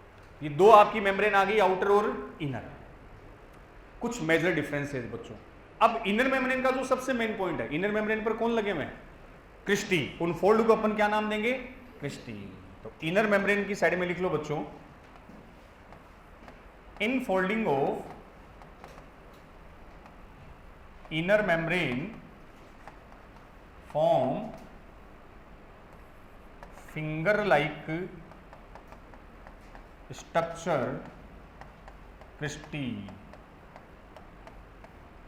लाइन लिखना कि हिंदी में लिख लो बच्चों, आंतरिक झिल्ली के अंतर्वलन, in folding of inner membrane form finger like structure cristae. आंतरिक झिल्ली के अंतर्वलन से अंगुली नुमा संरचना क्रिस्टी निर्मित होती है। In folding of inner membrane, in folding of inner membrane form finger like structure cristae. Hindi में क्या लिखा? आंतरिक झिल्ली के अंदर की ओर इनफोल्ड हो रहे हैं बच्चों, और कैसी स्ट्रक्चर है? Finger like. इनफोल्डिंग से अंगुली नुमा संरचना क्या बनी? क्रिस्टी निर्मित होती है। क्रिस्टी, अब मैं जो ए वाला अपवाद बता रहा था ना आपको, कि किसी वर्ड के लास्ट में ए लगने का मतलब प्लूरल, बहुवचन, उसका एक्सेप्शन यही आता है, क्रिस्टी। और एक बेटा जी वर्ड आता है क्रिस्टा, क्रिस्टी और क्रिस्टा। तो अपन ने जो बात की थी उसके अकॉर्डिंग क्रिस्टा तो प्लूरल होना चाहिए, लेकिन ये एक एक्सेप्शनल आता है, क्रिस्टा यहां क्या होगा? सिंगुलर, एक वचन, और क्रिस्टी वहां क्या होगी? प्लूरल, बहुवचन। तो आंतरिक झिल्ली के अंतर्वलन से बच्चों जो अंगुलीनुमा संरचना बनी उसको क्या कहा गया? क्रिस्टी कहा गया। ये रहा अभी जो डायग्राम आपने बनाया था, ये इनर मेम्ब्रेन के फिंगर लाइक प्रोजेक्शन। इन्हीं फिंगर लाइक प्रोजेक्शन को बेटा जी हमने क्या नाम दे दिया? क्रिस्टी। ये खूब सारे हैं तो हम क्या कर देंगे? क्रिस्टी। और ये फोल्डिंग किस तरफ है? अंदर की ओर है, मैट्रिक्स की ओर है, बाहर की ओर नहीं, अंदर की ओर फोल्ड है, इसलिए आपने क्या नाम दिया? इनफोल्डिंग। कोई आउटफोल्डिंग स्ट्रक्चर भी याद आ रही है क्या? सेल के बाहर की ओर कोई फोल्ड निकले थे कहीं? माइक्रोविलाई। हाँ, माइक्रोविलाई में जो फोल्ड थे वो सेल के बाहर निकलते हैं बच्चों, उनका काम भी सरफेस एरिया बढ़ाना। आपको मीजोसोम याद आया क्या? किसका एनालोगस था? माइटोकॉन्ड्रिया। मीजोसोम में भी फोल्डिंग अंदर की ओर, अंदर की ओर है तो क्या कहा? इनफोल्डिंग। तो इनर मेम्ब्रेन के इनफोल्डिंग की वजह से बनी स्ट्रक्चर क्रिस्टी। कैसी? अंगुली नुमा संरचना। अब पहली चीज बच्चों, इस वजह से सरफेस एरिया बढ़ेगा, वलन है तो एरिया बढ़ाएंगे। तो क्रिस्टा में अपन एक दो लाइन लिख लें कि जो क्रिस्टी है बेटा जी, ये इनका रोल है सरफेस एरिया को इंक्रीज करेंगे। क्रिस्टा सतही क्षेत्रफल में वृद्धि करते हैं। क्षेत्रफल, सतही क्षेत्रफल में वृद्धि करेंगे। तो क्रिस्टा की वजह से बच्चों जो एरिया है, सरफेस एरिया, वो बढ़ेगा। तो क्रिस्टा का रोल यहां सरफेस एरिया को बढ़ाना। और बोलो, क्रिस्टा पे इंपॉर्टेंट चीज कौन लगे हुए हैं? बस वही मेन है बच्चों, देखना बोर्ड पे आओ। ये क्रिस्टा, इस पर ये क्या लगा दिए थे? ऑक्सीसोम। इन्हीं की बात करेंगे, वेरी इंपॉर्टेंट। जो आप बार बार पढ़ रहे हो कि माइटोकॉन्ड्रिया का क्या काम है, क्या करता है माइटोकॉन्ड्रिया? एटीपी बनाता है, ऊर्जा बनाता है। एक्चुअल में बच्चों माइटोकॉन्ड्रिया में भी एटीपी कहां बनती है? तो आपका आंसर होगा इन, ये कौन? ऑक्सीसोम। कैसे दिख रहे हैं? आल्पिन देखिए, आल्पिन, आल्पिन जैसे हैं। ये आल्पिन का हेड मान लो बच्चों, हाँ, पिन हेडेड स्ट्रक्चर आल्पिन होती है ना, ऊपर ये हेड हो गया, कीला मान लो, आल्पिन मान लो, टेनिस का रैकेट मान लो, होता है टेनिस रैकेट, आगे वाला ये पार्ट रही है। तो ऐसी स्ट्रक्चर होती है किनकी? ऑक्सीसोम की। यही वो इंपॉर्टेंट स्ट्रक्चर है जो माइटोकॉन्ड्रिया में क्या बनाएंगे? एटीपी। और ये लगे किस पर है? क्रिस्टी पर। Cristae is part of inner membrane. तो अपन बात इसी की करते हैं। एक छोटा सा पॉइंट आगे लिख लो, ऑक्सीसोम क्या है, कैसे इनका एटीपी बनाने का रोल है बच्चों? ऑक्सीसोम ये क्रिस्टी पर लगे रहते हैं, इन्हीं का मेन रोल अपन पढ़ेंगे, ऑक्सीसोम। ऑक्सीसोम ऑल्सो कॉल्ड, इनको बेटा जी बोला जाता है F naught F1 particles, also called F note F1 particles or elementary particles, प्रारंभिक कण, also called ATP synthase, ATP synthase, synthase, synthase का मतलब सिंथेसिस, क्या बन रहा है? एटीपी, यही बना रहे हैं, so it's called ATP synthase. तो अगला इंपॉर्टेंट पॉइंट बच्चों को मेंशन करना, ऑक्सीसोम और एफ नोट F1 पार्टिकल्स और एलिमेंट्री पार्टिकल्स और एटीपी सिंथेस, पूरे क्रिस्टी, पूरे इनर मेम्ब्रेन सब पर लगे रहते हैं ये। Oxysome, F naught F1 particle, elementary particle और एटीपी सिंथेस। तो इसमें बेटा जी 2-4 लाइन पहले इनकी लिख लियो। ऑक्सीसोम और बारे में बात करें तो कहाँ मिलेंगे?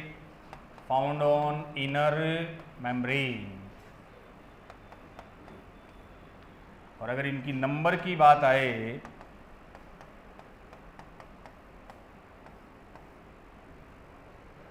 आंतरिक झिल्ली पर उपस्थित, आंतरिक झिल्ली में फोल्डिंग क्रिस्टी थी, उसके ऊपर कौन थे? ये थे, ऑक्सीसोम थे। संख्या पूछे तो 10 की घात 4 से 10 की घात 6, 10⁶ कितना हुआ? हेलो, मैथ्स आ गई सर, हमारे तो बायो है। बोलो 10⁶, 10 लाख, 10 लाख होता है, 10 लाख का मतलब 1 मिलियन, 10 लाख क्या मिलेंगे इनर मेम्ब्रेन पर? ऑक्सीसोम। इतनी संख्या में होते हैं और यही वो मेन स्ट्रक्चर है जो क्या बनाएगी? एटीपी। इसलिए बेटा जिसको बोला एटीपी सिंथेस, एटीपी को सिंथेसिस करने वाली स्ट्रक्चर। तो कहां मिले? आंतरिक झिल्ली पर उपस्थित। संख्या कितनी? 10⁴ से 10⁶, ब्रैकेट में लिख सकते हो 10 लाख, 1 मिलियन। और इसी में बेटा जी कैसी शेप है, कैसे दिखते हैं? Pin headed like structure, pin head like structure, आल्पिन के सिर जैसी संरचना। शेप कैसे लिख लो? आल्पिन का, पूरी आल्पिन जैसी मान लो, पिन हेड लाइक स्ट्रक्चर। ये तो हो गई पिन हेड लाइक स्ट्रक्चर। कौन? ऑक्सीसोम। टेनिस का रैकेट भी बच्चों बता सकते हैं, बाकी इसी के अकॉर्डिंग लिख लियो। तो हम बात कर रहे हैं उन स्ट्रक्चर की जो एक्चुअल में माइटोकॉन्ड्रिया में क्या बनाएंगे? एटीपी बनाएंगे, जिनको आपने क्या नाम दिया है? ऑक्सीसोम। एक और वर्ड आ रहा है एफ नोट F1 पार्टिकल्स। क्यों? अभी डायग्राम से समझेंगे। एलिमेंट्री पार्टिकल, प्रारंभिक कण, और एटीपी सिंथेसिस, क्योंकि यही क्या बनेगा? एटीपी। इनका मेन रोल बच्चों एटीपी बनाना है, जो आपको कहां मिले? आंतरिक झिल्ली पर। क्रिस्टी आंतरिक झिल्ली का ही पार्ट है। संख्या लगभग 10 लाख। और स्ट्रक्चर शेप कैसी? पिन के head like structure, all pin जैसी स्ट्रक्चर होती है।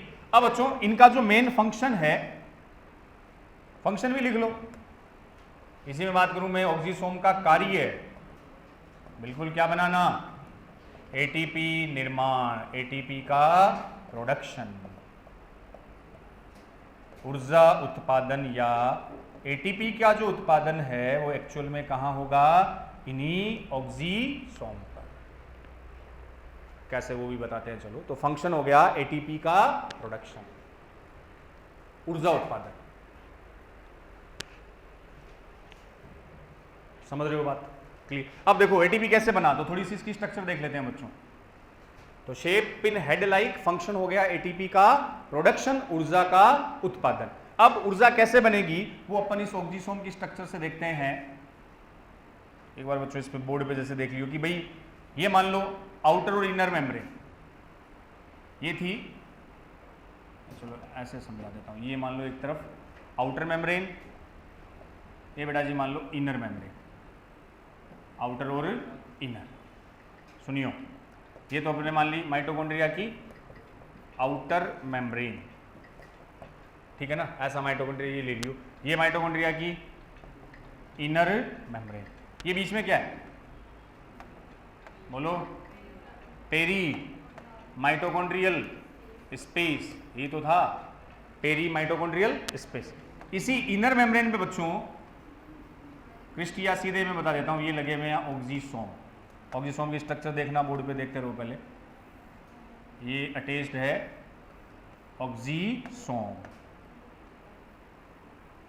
इसको अपन ने बोल दिया ऑक्सीसोम।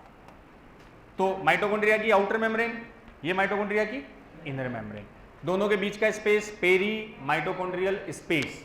यहां ये जो पिन के हेड जैसी स्ट्रक्चर है दैट्स कॉल्ड ऑक्सीसोम। सुनते रहो, इसके 3 पार्ट है बच्चों ऑक्सीसोम के।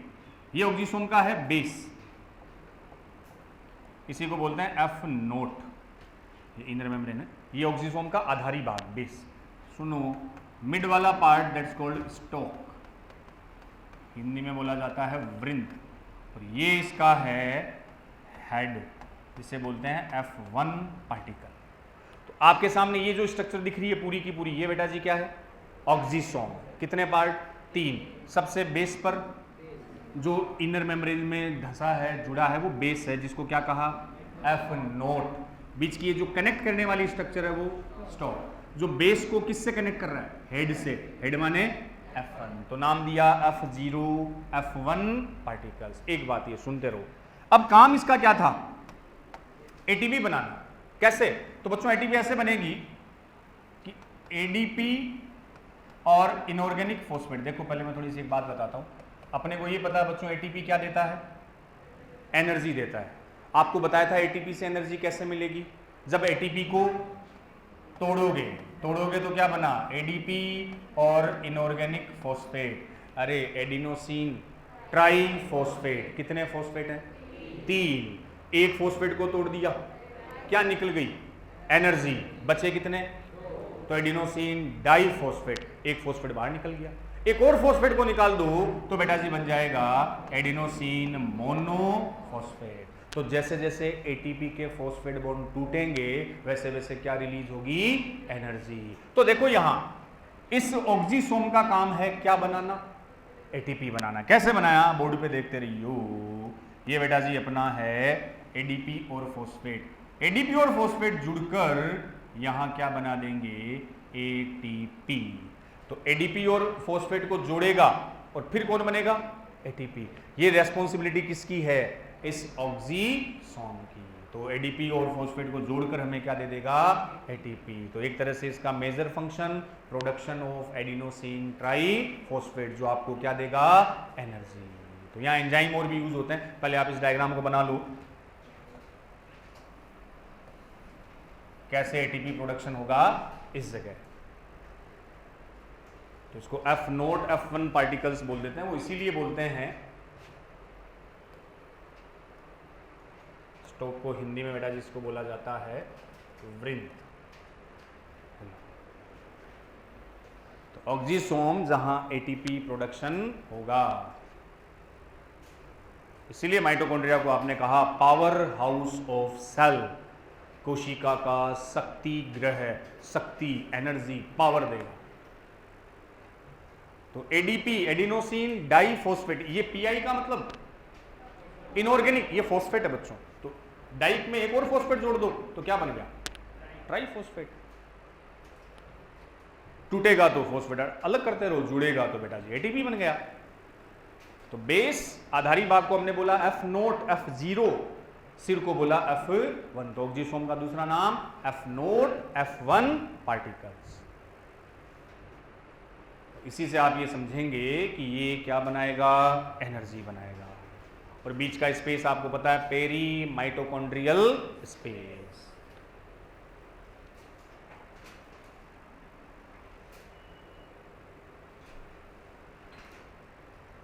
और अगर इस एटीपी प्रोडक्शन की प्रोसेस बेटा जी अगर नाम याद रखो,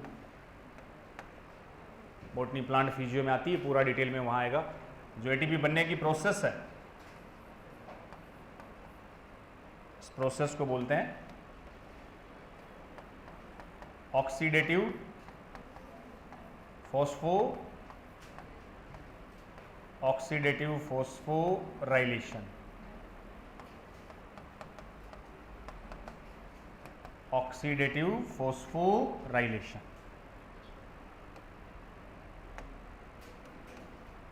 क्या है, देखो लिख लो पहले, ऑक्सीडेटिव फॉस्फोराइलेशन, ऑक्सीकारी फॉस्फोरिलीकरण, ऑक्सीकारी फॉस्फोरिलीकरण, process called oxidative phosphorylation. ATP बनना वाया ऑक्सीसोम, प्रोसेस कॉल्ड, एक वर्ड बच्चों आ रहा है, ऑक्सीडेटिव फॉस्फोराइलेशन। बना लो, फिर इस वर्ड की भी अपन क्लियर करते हैं। ये अपने दोनों मेम्ब्रेन बच्चों आ गई माइटोकॉन्ड्रिया की, आउटर मेम्ब्रेन और इनर मेम्ब्रेन।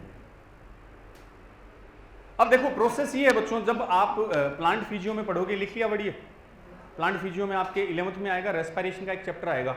अब हम बोल तो देते हैं कि भी सेल के अंदर एनर्जी बनती है, एनर्जी बनने के लिए आपको मैंने एक रिएक्शन बार बार बताई है, वो रिएक्शन इसी का पार्ट है। वो रिएक्शन क्या है बच्चों, रिएक्शन ये है, क्या यूज किया आपने, क्या है ये, glucose in presence of 6O2, कौन, ऑक्सीजन। तो ग्लूकोज ऑक्सीजन की प्रेजेंस में क्या बनाएगा, CO2 H2O ATP, 6CO2 6H2O और ATP, ये रिएक्शन होती है। एक्चुअल में जो सेल के अंदर रिएक्शन चलती है वो यही है बच्चों, glucose in presence of oxygen. तो मैं बोलता हूं भोजन का ऑक्सीकरण, ऑक्सीडेशन ऑफ फूड, तब जाके क्या बनी। और ये जो एटीपी बन रही है ना, वो एक्चुअल में कहां बन रही है, इसी माइटोकॉन्ड्रिया के ऑक्सीसोम में। वहां ग्लाइकोलाइसिस आएगा, क्रेब्स साइकिल, ये कुछ वर्ड आएंगे बच्चों, वो प्लांट फिजियो में आप डिस्कस करोगे। मैं यहां इतना ही बता दूं कि इस प्रोसेस को मैंने क्या नाम दिया है, ऑक्सीडेटिव। मैंने क्यों बोला, किसकी प्रेजेंस में, ऑक्सीजन। आप एरोबिक रेस्पिरेशन करते हो, हमें ऑक्सीजन चाहिए, ऑब्लिगेटरी, दो वर्ड आते हैं बच्चों, ऑब्लिगेटरी और फैकल्टेटिव। हमेशा ऑक्सीजन चाहिए या बिना ऑक्सीजन के काम चल जाएगा, चाहिए। अब बाहर हो या नहीं हो उससे फर्क नहीं पड़ना, कॉन्टिन्यूअस आपको ऑक्सीजन लेनी पड़ेगी। और एक चीज बच्चों, बार बार ब्रीदिंग करते हो, ऑक्सीजन जाएगी, सेल्स ने ऑक्सीजन काम में लिया, उस ऑक्सीजन को काम में लेकर क्या बना दिया, इन प्रेजेंस ऑफ ऑक्सीजन। मैं क्या लिख रहा हूं, ऑक्सीडेटिव।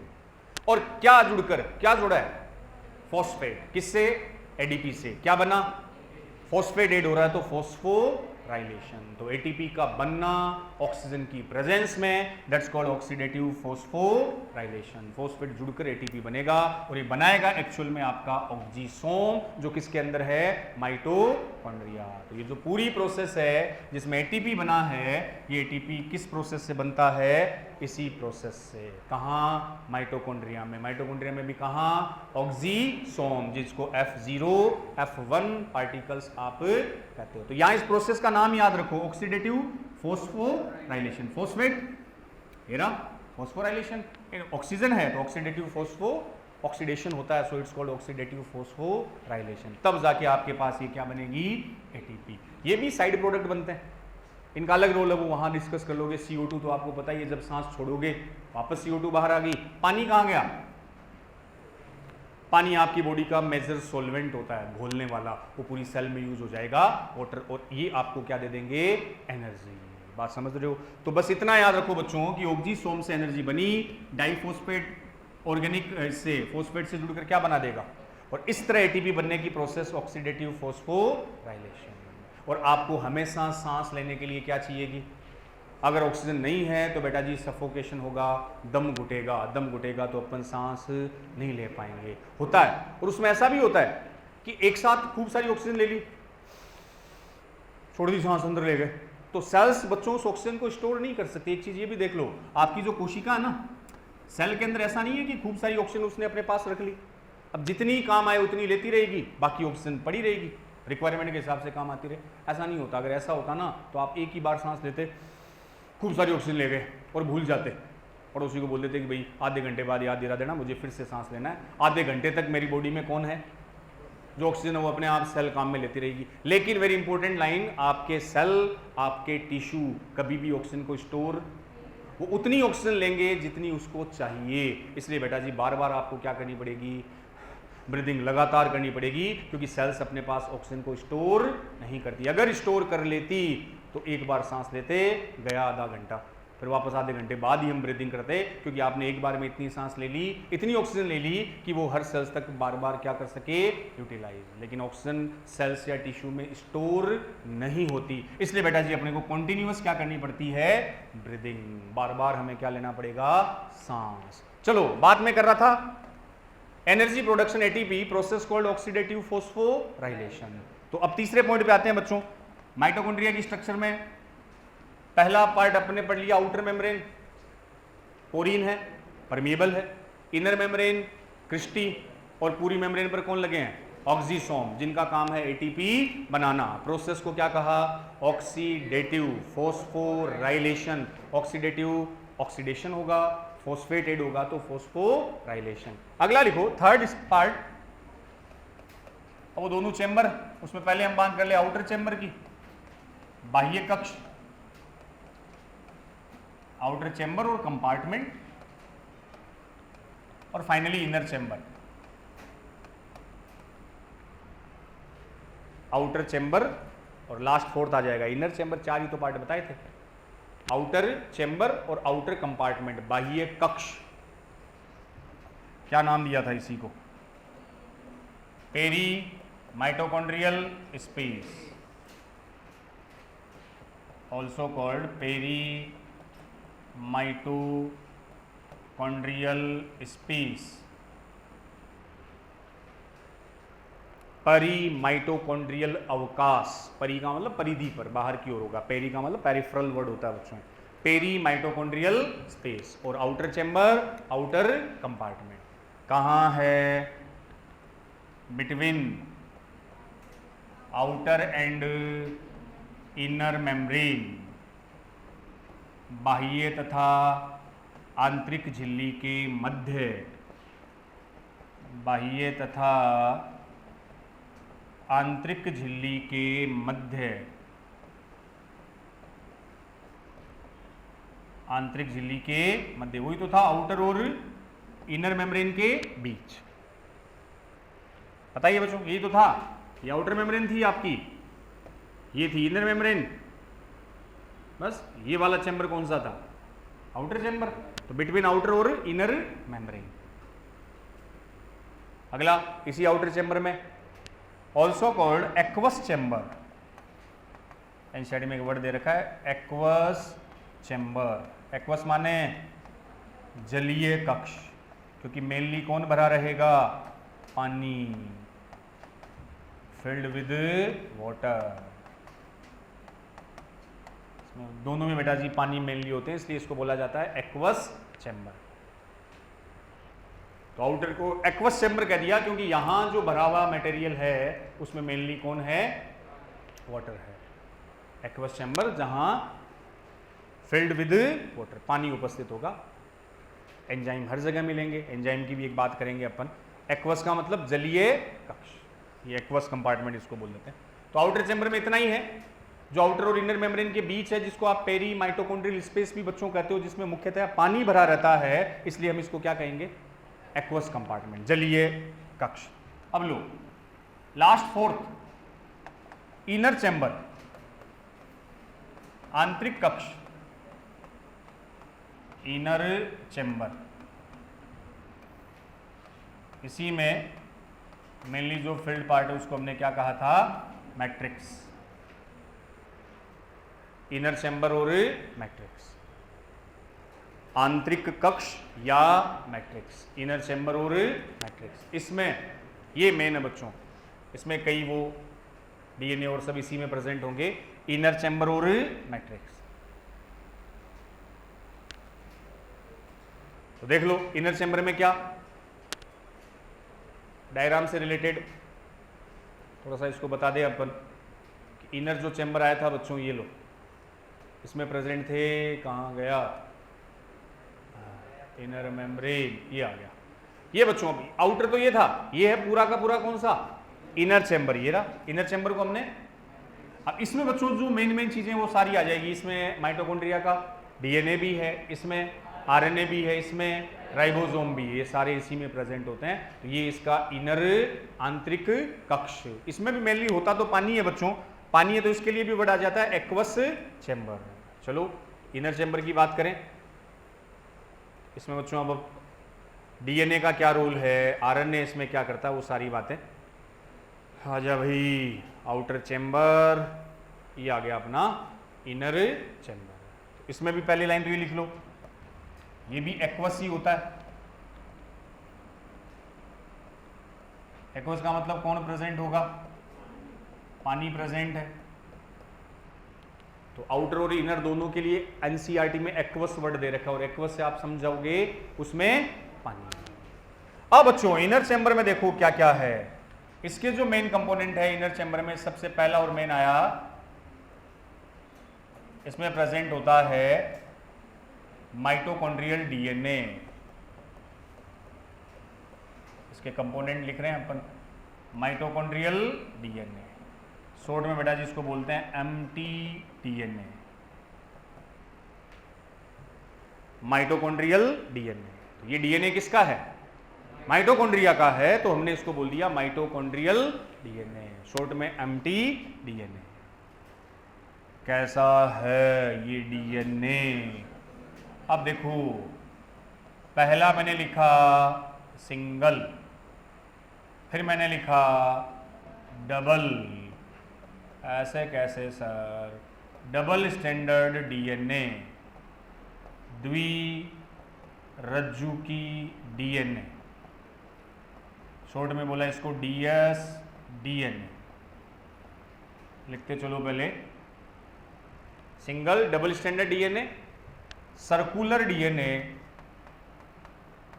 वर्तुलाकार डीएनए,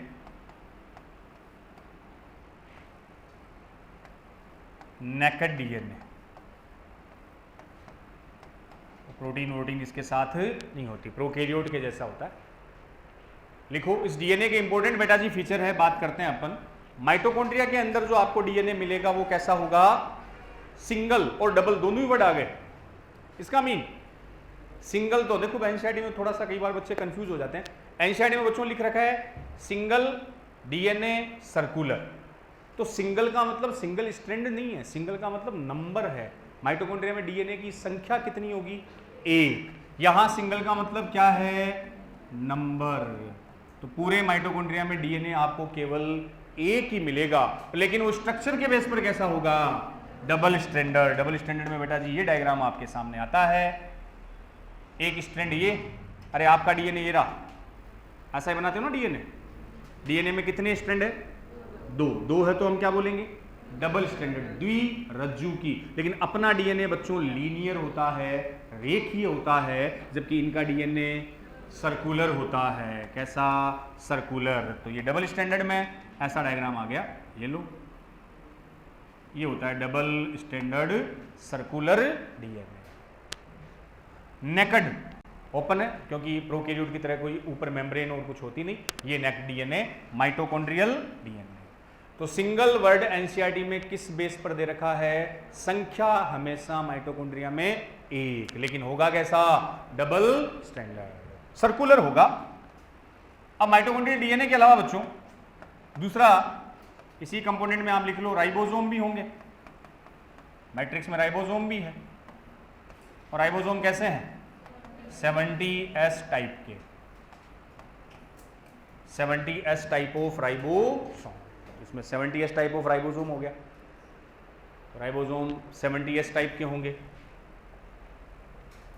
यहां अपन एक छोटी सी बात बच्चों क्लियर करेंगे, 70S टाइप, एस आपको यूनिट बताई थी ना, स्वेदवर्ग, 70S टाइप। अब बच्चों एक छोटी सी चीज देखो, अभी अपन समझते हैं, हमने एक माइटोकॉन्ड्रिया के लिए वर्ड यूज किया था सेल विद इन सेल, कोशिका के अंदर कोशिका।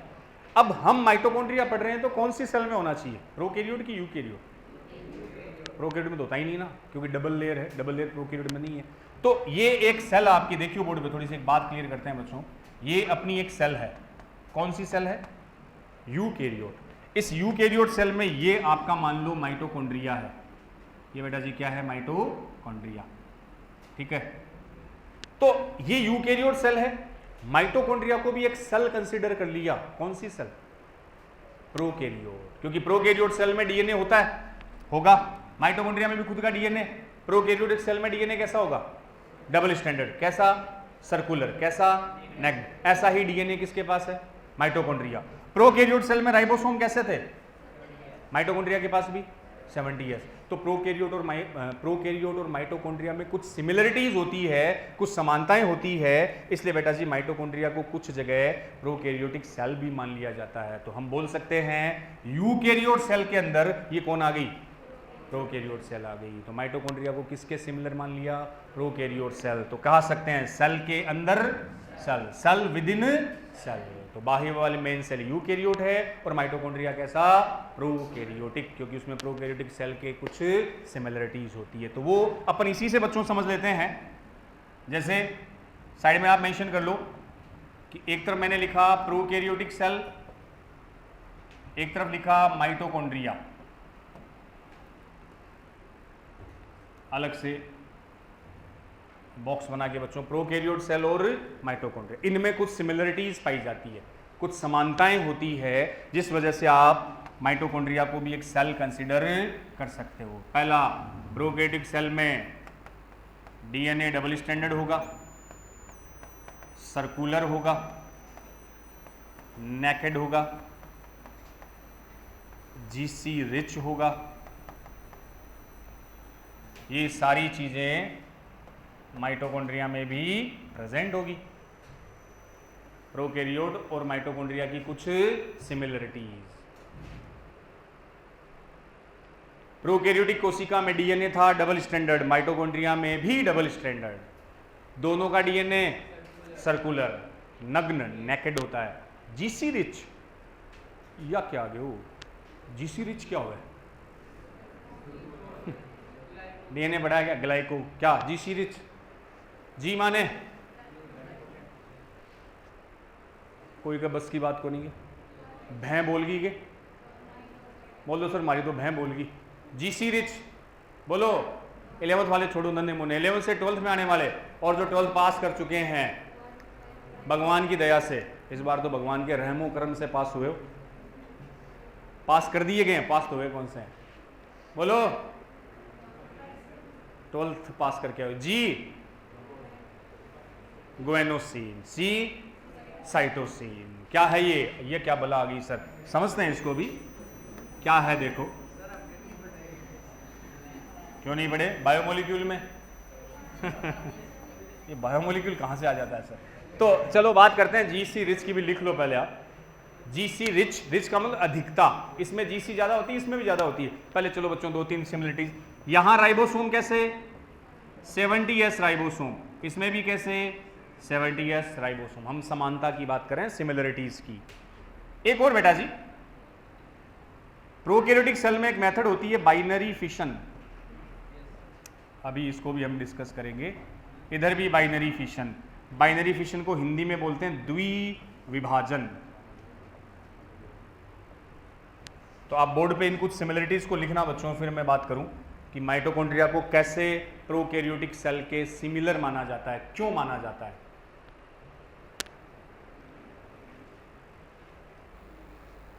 तो मेन तो अब इनका डीएनए है, दोनों में डबल स्टैंडर्ड होगा, दोनों में सर्कुलर होगा, दोनों में नेकेड होगा, दोनों में ग्वेनोसिन साइटोसिन अधिकता वाला होगा, दोनों में राइबोसोम 70s के होंगे और विभाजन बाइनरी फिशन से होगा। बाइनरी फिशन का सीधा सा मतलब, एक सेल है आपके पास, इस सेल को मैंने एक से कितनी बना दी? 2, एक से 2 बन गई। तो ऐसे ही माइटोकॉन्ड्रिया होते हैं बच्चों। एक माइटोकॉन्ड्रिया है सेल के पास, जब सेल को माइटोकॉन्ड्रिया ज्यादा चाहिए तो माइटोकॉन्ड्रिया अपने आप डिवाइड हो जाएगा। इस डिवाइडेशन को आप क्या बोलोगे? बाइनरी फिशन, 1 से 2 बनना, द्विविभाजन। अब चलो ये जीसी रिच वाला फंडा क्लियर कर लेते हैं, फिर मैं बता देता हूं सेल विद इन सेल। लिख तो लिया जीसी रिच। अब देखो जीसी रिच बच्चों थोड़ा सा डीएनए समझता हूं मैं, डीएनए है क्या। आप बार बार बोलते हो बच्चों डीएनए डबल स्टैंडर्ड होता है ना। अब डीएनए में बस समझने की बात है, आगे डिस्कस करेंगे अपन। नाइट्रोजिनस बेस आते हैं, नाइट्रोजन क्षारक। ये बच्चों दो टाइप के होते हैं, प्यूरीन एंड पाइरिमिडीन, प्यूरीन और पाइरिमिडीन। डीएनए की जो स्ट्रक्चर है ना, डीएनए जो बार बार आप वर्ड यूज करते हो, deoxy ribo nucleic acid, DNA जब बनता है तो उसमें कंपोनेंट आता है नाइट्रोजिनस बेस, नाइट्रोजन क्षारक, जिसमें दो नाम आते हैं, प्यूरीन और पाइरिमिडीन। बस समझने के लिए इसको लिखो, ऐसे ही बता रहा हूं, आगे डिटेल में चलेगी बातें। प्यूरीन बेटा जी दो टाइप के होते हैं, ए जी। पाइरिमिडीन दो होते हैं,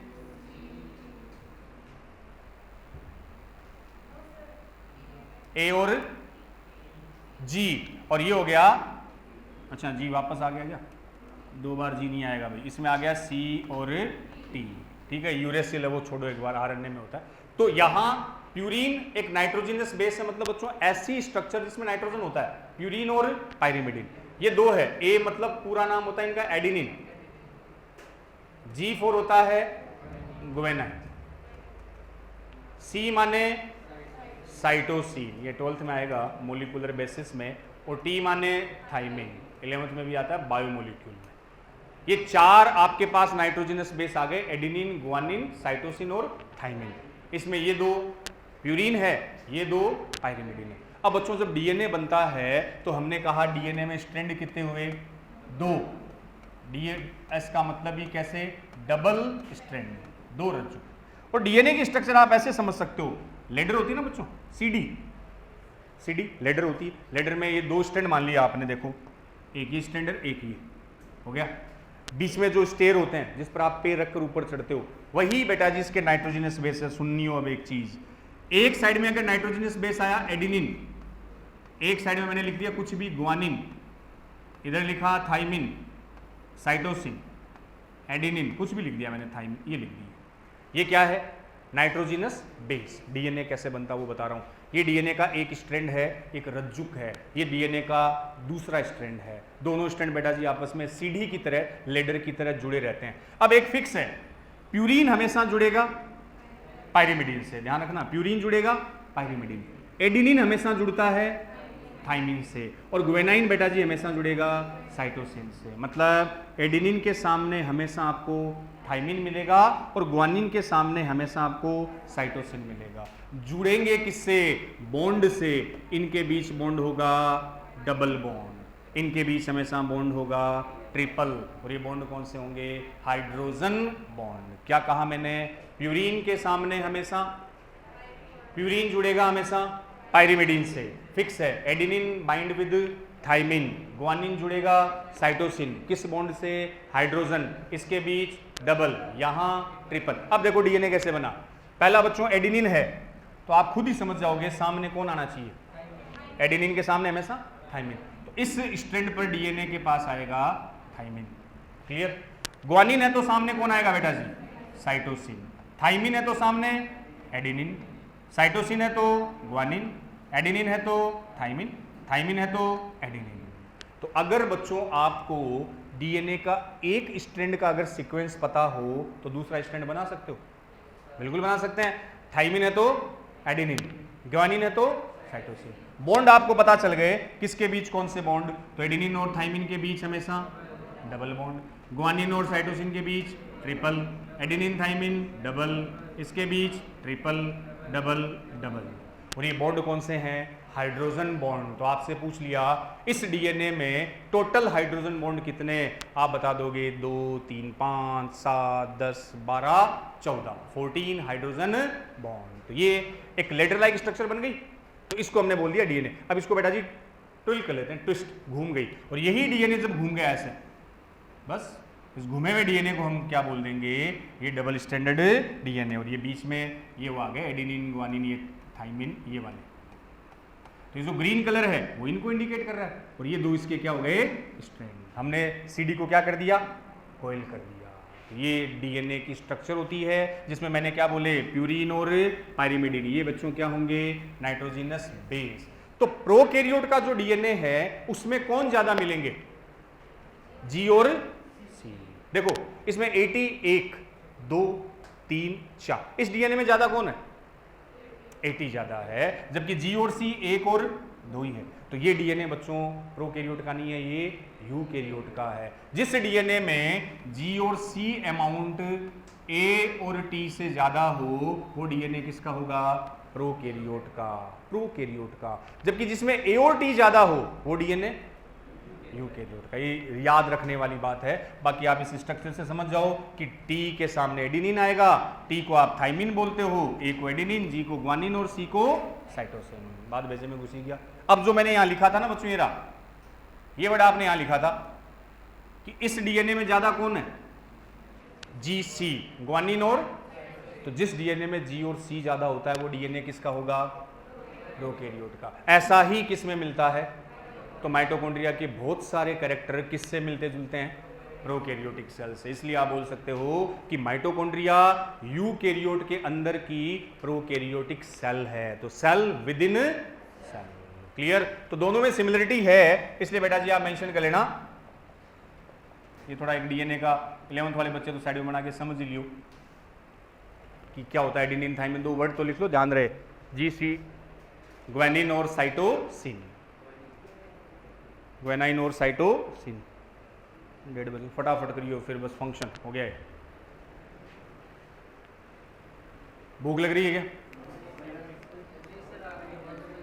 करवाऊंगा मैं, हाँ बाद में आप पीछे से करवाते हो सर। पूरा माइटोकॉन्ड्रिया आज एक दिन में एक ऑर्गेनल, ऐसे होगा नहीं। बैठे हो घर जाके भी, 7 बजे आ गए थे क्या, ठीक है। तो ऑनलाइन कोरोना में खूब कोविड में घर पे मजे किए, अब रुक जाओ, चुन चुन के वो मजे निकालूंगा मैं, देखते जाओ। पूरी तरह से निचोड़ना, देखे ना गन्ने का जूस निकलता हुआ देखा है क्या, वो एक बार फिर उसको 2 बार 3 बार 4 बार देता ही रहता है ना, अंदर पूरा निचोड़ता है, रस छोड़ूंगा ही नहीं।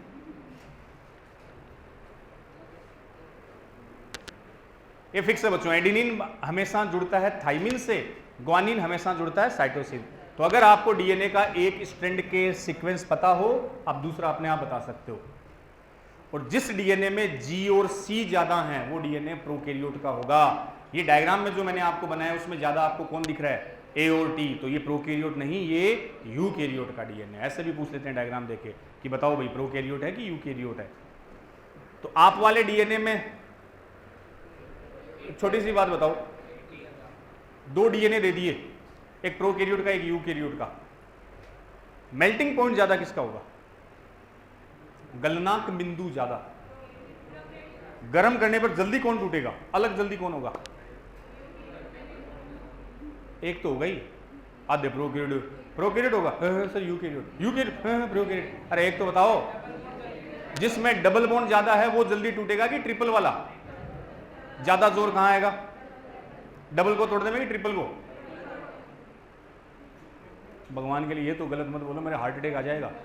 अरे डबल को इजी टूटा जाएगा, ट्रिपल टूटा जाएगा, जोर ज्यादा किस में आएगा, एक को तो 2 ने पकड़ रखा है, एक को 3 ने, कौन सो जल्दी छूटेगा, तो डबल बॉन्ड कंपैरेटिवली जल्दी टूटेगा ना।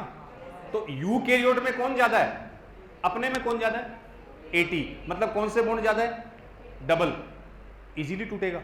और यू प्रोकैरियोट में ज्यादा कौन है, जीसी में बॉन्ड, ट्रिपल है तो टाइम थोड़ा ज्यादा एनर्जी देनी पड़ेगी, उसका मेल्टिंग पॉइंट ज्यादा होगा। तो प्रोकैरियोट में ट्रिपल बॉन्ड ज्यादा है और यूकैरियोट में डबल ज्यादा होंगे।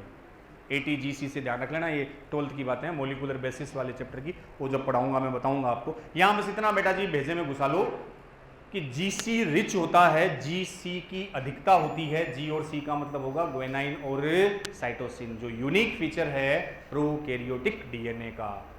ये जो मैंने लिखा GC is greater than 80 prokaryote, उसके मैं उल्टा कर दूं तो यूकैरियोटिक, लिख लिया, बन गया। चलो, तो प्रोकैरियोटिक को बच्चों अपन ने डिस्कस कर लिया, किसके सिमिलर है, माइटोकॉन्ड्रिया। तो हमने इसको बोल दिया सेल विद इन सेल। तो लाइन अब यहां क्लियर हो जाएगी, देखिए लाइन इसमें लिख लो, मैट्रिक्स की बेटा जी अपन ने बात कर ली क्या कि जो mitochondria show similarity with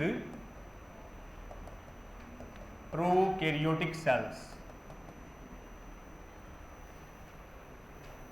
mitochondria prokaryotic cell से समानता दर्शाता है, that's why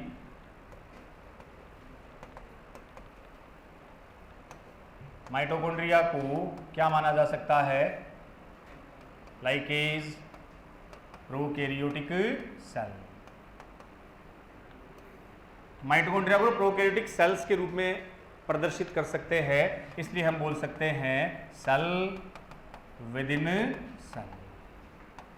that's why mitochondria consider as cell with in cell, cell के अंदर सेल। उसको ऐसे भी बोल सकते हो, कौन सी सेल किसके अंदर, prokaryotic cell with in eukaryotic cell, prokaryotic cell with in eukaryotic cell. तो हिंदी वाले लाडे सर लिख लो कि माइटोकॉन्ड्रिया प्रोकैरियोटिक सेल से समानता दर्शाता है, माइटोकॉन्ड्रिया प्रोकैरियोटिक कोशिका से समानता दर्शाता है, अतः इसे कोशिका के अंदर कोशिका कहा जाता है, या यूकैरियोट कोशिका के अंदर प्रोकैरियोट कोशिका। तो यहां मैं प्रोकैरियोटिक सेल्स का मतलब किसकी बात कर रहा हूं, माइटोकॉन्ड्रिया की। तो यूकैरियोट के अंदर कौन सी सेल हो गई, प्रोकैरियोट। तो माइटोकॉन्ड्रिया प्रोकैरियोटिक सेल से समानता दर्शाता है, इसलिए इसे कोशिका के भीतर कोशिका कहा जाता है बच्चों। और कौन सी कोशिका के भीतर, यूकैरियोट के भीतर प्रोकैरियोट। प्रोकैरियोट कौन, माइटोकॉन्ड्रिया। समझ गए। एक और इसको वर्ड दिया था बच्चों अपन ने, ऑटोनोमस, सेमी ऑटोनोमस। उसको और कंसीडर क्लियर कर लो, सेमी ऑटोनोमस क्यों बोलते हैं। तो देखो बच्चों, सेमी ऑटोनोमस इसलिए बोलते हैं, पहले सुनना, माइटोकॉन्ड्रिया में डीएनए है। डीएनए से क्या बनता है, आरएनए। डीएनए आरएनए बनाता ना, आरएनए से प्रोटीन, एक प्रोसेस है। डीएनए से बना आरएनए, आरएनए से बना प्रोटीन। सुनियो बच्चों, हर सेल के पास ही होता है। आपके, मैं बार बार कहता हूं कि अपने पास कोई भी कैरेक्टर है, माता पिता से, पेरेंट्स से जो कैरेक्टर आपके पास आए, वो कौन लेकर आया, जीन लेकर आया। जीन किसका बना, डीएनए। डीएनए के पास कैरेक्टर है, कहता हूं ना, आंखें सामने, नाक यहाँ, कान सबके साइड में, सब वैसे तो एक जैसे होते हैं, जेनेटिक मेकअप एक जैसा है। किसकी वजह से, अपन सबका डीएनए, अपन सबका डीएनए बेटा जी 99.9% सेम है। अगर अपना डीएनए निकाल के देखा जाए, सबका 99.9 सेम, केवल 0.1% डीएनए अलग है।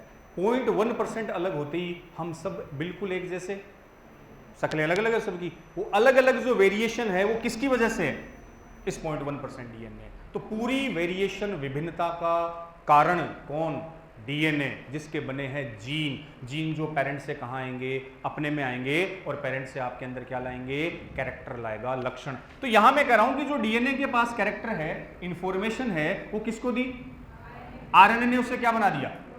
और एंजाइम जितने भी होते हैं ना बच्चों, वो किसके बने, प्रोटीन के। और हर केमिकल रिएक्शन के लिए क्या चाहिए, एंजाइम। जो बना किसका, जिसे बनाया, आरएनए बना डीएनए से। अब सुनो, ये हर सेल में प्रोसेस होती है। माइटोकॉन्ड्रिया में होगा कि नहीं होगा, होगा। क्यों, क्योंकि माइटोकॉन्ड्रिया के पास डीएनए है, वो डीएनए क्या बनाएगा, आरएनए से क्या बनेगी, प्रोटीन बनाने के लिए कौन चाहिए, कौन सा ऑर्गेनल चाहिए, राइबोसोम। माइटोकॉन्ड्रिया के पास है 70s, राइबोसोम है, तो वो क्या बना देगा, प्रोटीन। लेकिन सुनो बच्चों, माइटोकॉन्ड्रिया में जो प्रोटीन बनती है, वो बनती तो है, लेकिन उसकी जो बनने की रेट है या अमाउंट है, वो कम होती है। जितनी चाहिए उतनी माइटोकॉन्ड्रिया प्रोटीन नहीं बना पाता। तो माइटोकॉन्ड्रिया जो है, ये आपकी सेल के अंदर बच्चों, ये आ गया माइटोकॉन्ड्रिया। तो माइटोकॉन्ड्रिया के अंदर ये मान लो डीएनए से बनी आरएनए से बनी प्रोटीन बन गई, एंजाइम बन गए। लेकिन जितनी रिक्वायरमेंट है उतनी प्रोटीन नहीं बनी। तो माइटोकॉन्ड्रिया उस प्रोटीन के लिए डिपेंड रहेगा किस पर, मेन डीएनए कहां होता है, आपका न्यूक्लियस। तो लगभग 95% जो डीएनए है ना बच्चों, वो अपना किस में होगा, न्यूक्लियस में होगा, क्रोमोसोम में होगा। तो उस न्यूक्लियस से जो प्रोटीन बनी, डीएनए से आरएनए, आरएनए से प्रोटीन, वो प्रोटीन यहां से किसको मिलती रहेगी, माइटोकॉन्ड्रिया। माइटोकॉन्ड्रिया खुद भी प्रोटीन बनाएगा, लेकिन जितनी आवश्यकता है उतनी प्रोटीन नहीं बना पाएगा। तो प्रोटीन कहां से लेगा, न्यूक्लियस से। तो ऑटोनोमस तो है, ऑटोनोमस का मतलब अपना काम खुद कर रहा है, ऑटोनोमस, अपनी प्रोटीन खुद बना रहा है। ऑटोनोमस है, लेकिन जितनी चाहिए उतनी नहीं बना पा रहा, तो किस पर डिपेंड है? न्यूक्लियस पर। So it's called semi autonomous. Autonomous because अपनी प्रोटीन खुद बना रहा है, अपना काम कर रहा है, लेकिन जितनी चाहिए उतनी नहीं बना पा रहा, so it's called semi autonomous. बाकी रेस्ट प्रोटीन वो किससे लेगा? न्यूक्लियस से लेगा, क्योंकि आपका 95% डीएनए कहाँ है? न्यूक्लियस में। थोड़ा बहुत डीएनए न्यूक्लियस के बाहर है, जो आपका किस में बता दिया मैंने? माइटोकॉन्ड्रिया। तो फटाफट एक दो लाइन ये लिख लो बच्चों सेमी ऑटोनोमस के रेफरेंस में। पहले तो ये स्टेप ही लिख लेना कि डीएनए, आगे मैंने एमटी जोड़ दिया। एमटी का मतलब माइटोकॉन्ड्रियल डीएनए। पहले बच्चों क्या बनाएगा? आरएनए। आरएनए से बनेगा प्रोटीन। माइटोकॉन्ड्रिया में प्रोटीन बनेगी, लेकिन जितनी रिक्वायर्ड है उतनी नहीं बनेगी। और प्रोटीन बनने की प्रोसेस को हम बोलेंगे प्रोटीन सिंथेसिस, प्रोटीन का संश्लेषण। लाइन बच्चों इसमें आ जाएगी कि mitochondria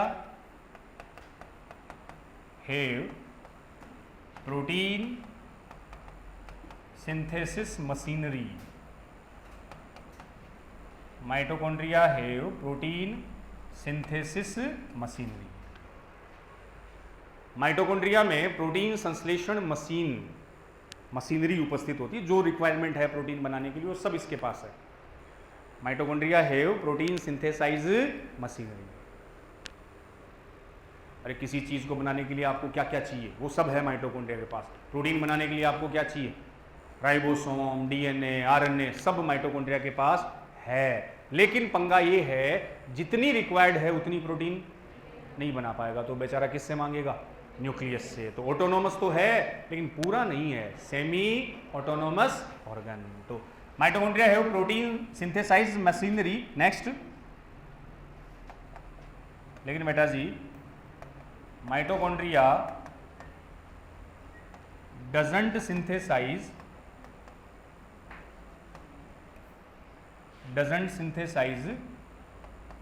appropriate amount of protein। लेकिन माइटोकॉन्ड्रिया आवश्यकतानुसार प्रोटीन संश्लेषित नहीं कर पाता। Mitochondria doesn't synthesize appropriate amount of protein, लेकिन माइटोकॉन्ड्रिया आवश्यकता के अनुसार प्रोटीन संश्लेषित नहीं कर पाता। और डिपेंड किस पे रहेगा? Depend upon nuclear protein. ये केंद्रकीय प्रोटीन पर निर्भर रहता है। इसलिए that's why mitochondria considered is semi autonomous organ. That's why mitochondria considered is semi-autonomous organ। तो mitochondria doesn't synthesize appropriate amount of protein. Mitochondria आवश्यकता अनुसार प्रोटीन का संश्लेषण नहीं कर पाता है। अतः mitochondrial activity depends upon nuclear protein. ये केंद्रकीय प्रोटीन पर निर्भर करेगा। That's why mitochondria consider a semi autonomous organ. अतः माइटोकॉन्ड्रिया को अर्ध स्वायत्त अंग कहा जाता है।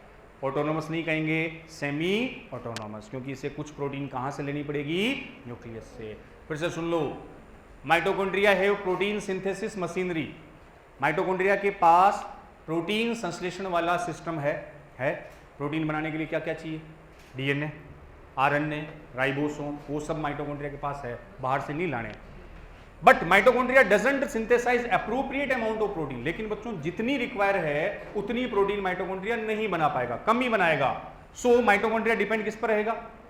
वो न्यूक्लियस से लेता रहेगा अपनी रिक्वायरमेंट के अकॉर्डिंग। हैंस माइटोकॉन्ड्रिया कंसिडर क्या होगा? Semi autonomous. अगर ये पूरी प्रोटीन खुद बना लेता तब आप इसको क्या बोलते? ऑटोनोमस। नहीं बना पा रहा इसलिए सेमी ऑटोनोमस ऑर्गन। अब एक बार थोड़ा सा इसको मैं पूरा स्टार्ट से रिवाइज करते हैं बच्चों। फंक्शन बच गए। फंक्शन आपको पता है एटीपी का प्रोडक्शन, वैसे ही दो एक लाइन है, पहले एक बार सुन लो इसको। वेरी इंपॉर्टेंट साइटो ऑर्गेनल्स है माइटोकॉन्ड्रिया। नोटबुक बंद कर दियो, आंख और कान ओपन कर लियो। पूरा स्टार्ट से रिवाइज करवा देता हूँ। आजा आजा रे आजा, कहाँ गया कहाँ गया, आ गया, अरे आजा, अरे कहाँ रह गया, अरे अब आएगा आएगा आएगा आएगा आएगा आएगा आएगा आएगा, नहीं अब आ गया। हाँ चलो खोलियो, देखिए अपने आंख और कान अच्छे से। तो बच्चों माइटोकॉन्ड्रिया एक इंपॉर्टेंट सेल ऑर्गेनल्स के बारे में आज अपन ने डिस्कस किया। सिंगुलर वर्ड अपन यूज कर लेंगे माइटोकॉन्ड्रियोन। आपको मैंने बताया कि सामान्यतया इन जनरल अगर पीछे ए लगा हुआ दिखे तो वो प्लूरल होगा, बहुवचन होगा, खूब सारे होंगे। और जो बात मैंने आज बताई उसका एक्सेप्शन भी आज वहीं आ गया, वो भी अपन डिस्कस कर लेंगे। हाँ कैसी स्ट्रक्चर है, डबल मेम्ब्रेन। कल क्लोरोप्लास्ट पढ़ेंगी, वो भी डबल मेम्ब्रेन है, डबल लेयर होती। देखा सबसे पहले कोलिकर में, याद है, ठीक है, नहीं छोड़ो, इसको याद रख लेना। टर्म दिया बेंडा, इसने माइटोकॉन्ड्रिया वर्ड यूज किया था पहले। अल्टमान ने इसको बोला बायोप्लास्ट। अल्टमान और एक बच्चों फ्लेमिंग, इन दोनों को इसकी डिस्कवरी का क्या दे दिया, क्रेडिट। माइटोकॉन्ड्रिया की खोज किसने की, उस डिस्कवरी का क्रेडिट गया अल्टमान एंड फ्लेमिंग। देन बच्चों अपन ने बताया नंबर। अब माइटोकॉन्ड्रिया का चाहे नंबर हो, चाहे उसकी साइज हो, चाहे उसकी शेप हो, सारे के सारे वेरी करेगी। वो सेल टू सेल वेरी करती है। जो सेल जितनी एक्टिव होगी उसमें माइटोकॉन्ड्रिया की नंबर, क्योंकि माइटोकॉन्ड्रिया का काम एनर्जी देना, और सेल एक्टिव तब ज्यादा होगी जब उसे ज्यादा क्या बनानी पड़े, एनर्जी। तो सारा खेल एनर्जी का है, एक्टिविटी का है। तो हमने बोला इसकी नंबर डिपेंड करती है सेल की एक्टिविटी पर। आप बता सकते हो activity of cell is directly proportional to number of mitochondria. Cell ज्यादा एक्टिव है, माइटोकॉन्ड्रिया ज्यादा होंगे, और मोर एक्टिव सेल्स में नंबर ऑफ माइटोकॉन्ड्रिया ज्यादा।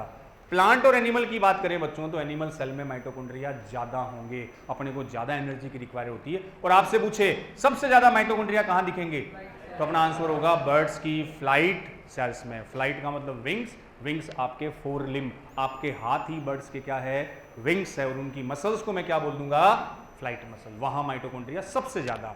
देन बच्चों साइज की बात आई, ये लेंथ और विड्थ याद रखनी है, एनसीईआरटी में दे रखी इसलिए याद रखोगे। ये भी एवरेज इतनी है, चेंज होती रहेगी। शेप बच्चों इसकी सिलिंड्रिकल, बेलनाकार या सोसेज शेप होती है। मीट का बना एक प्रोडक्ट है सोसेज, आप तो क्रीम रोल याद रख लियो, वैसी शेप होती है सिलिंड्रिकल। साइज हो, शेप हो, नंबर हो, सब क्या करेगी, vary, cell to cell vary, बदलती रहती है। कुछ अदर नेम मैंने बता दिए। पावर हाउस ऑफ सेल है, शक्ति ग्रह है, क्योंकि एटीपी देगा, सबसे मेन है बच्चों। सेल की बैटरी बोल सकते हो, बैटरी की तरह एनर्जी देगा। सेल विद इन सेल, ये हमने समझ लिया। माइटोकॉन्ड्रिया एक कोशिका के अंदर, दूसरी कोशिका। तो सेल कौन सी है, यूकेरियोट। सेल तो यूकेरियोट है। माइटोकॉन्ड्रिया क्या है, प्रोकैरियोट। क्यों, क्योंकि माइटोकॉन्ड्रिया प्रोकैरियोट में काफी सिमिलरिटीज है। दोनों का डीएनए सेम है, डबल स्टैंडर्ड, सर्कुलर, नेकेड है।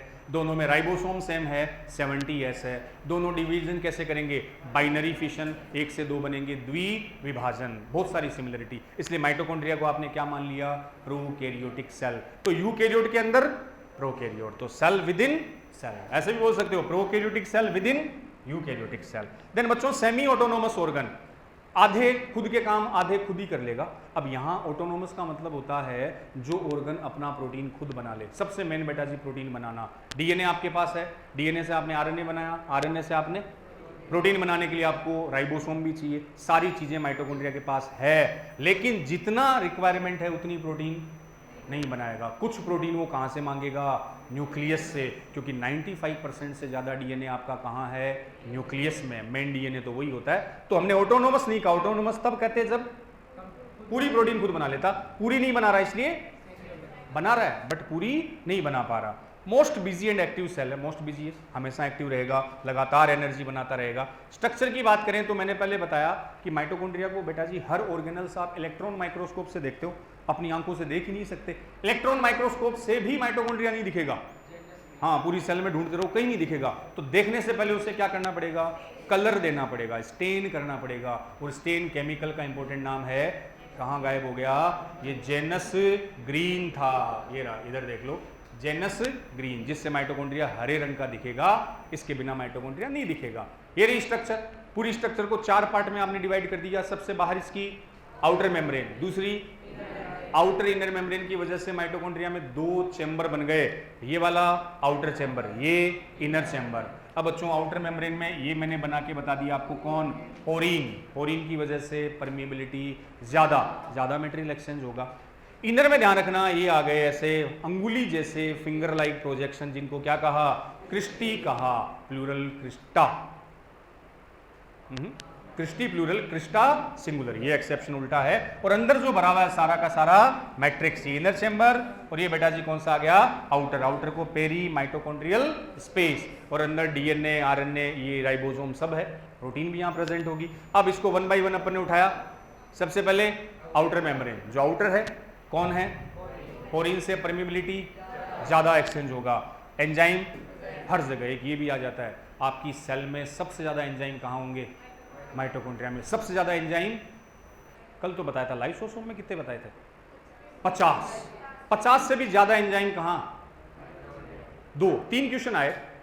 मैक्सिमम हाइड्रोलाइटिक एंजाइम कहाँ मिलेंगे, लाइसोसोम। लाइसोसोम के सारे एंजाइम कैसे थे, हाइड्रोलाइटिक, जो पानी की प्रेजेंस में तोड़ते हैं। मैक्सिमम ऑक्सीडेटिव एंजाइम माइटोकॉन्ड्रिया, अरे वो रिएक्शन क्या आई थी, ऑक्सीडेटिव फॉस्फोराइलेशन। तीसरा सीधा क्वेश्चन आ गया, मैक्सिमम एंजाइम माइटोकॉन्ड्रिया। तो लाइसोसोम में मैक्सिमम हाइड्रोलाइटिक, यहां मैक्सिमम ऑक्सीडेटिव, और केवल मैक्सिमम एंजाइम आए तो माइटोकॉन्ड्रिया। सबसे ज्यादा एंजाइम हर जगह, outer member, inner membrane, matrix, सब में एंजाइम भरे पड़े हैं। तो यहाँ एंजाइम है और फॉस्फोलिपिड ज्यादा होता है, वही लेसिथिन बताया था। इनर मेम्ब्रेन पोरीन नहीं है तो परमिबिलिटी कम है, एंजाइम यहाँ भी है, और यहाँ प्रोटीन कंपैरेटिवली ज्यादा। इनर में बेटा जी मैंने बताया कुछ इनफोल्डिंग होते हैं, अंदर की ओर फोल्ड है, अंगुली जैसे, finger like, that's called cristae, singular crista. ये क्या काम करेंगे, सरफेस एरिया बढ़ा देंगे इन पर, और पूरी इनर मेम्ब्रेन पर ये पिन के हेड लाइक स्ट्रक्चर क्या है, ऑक्सीसोम, वेरी इंपॉर्टेंट, यही क्या बनाएगा, एटीपी। तो हमने इसकी बात की। Oxysome also called F naught, F1 particle, elementary particle, प्रारंभिक कण, और इन्हीं को बोला एटीपी सिंथेस, क्योंकि एटीपी का क्या करेंगे, सिंथेसिस करेंगे। कहाँ मिलेंगे, इनर मेम्ब्रेन। कितने, 10 लाख तक हो सकते हैं। कैसे हैं, pin head like, all pin जैसी स्ट्रक्चर है।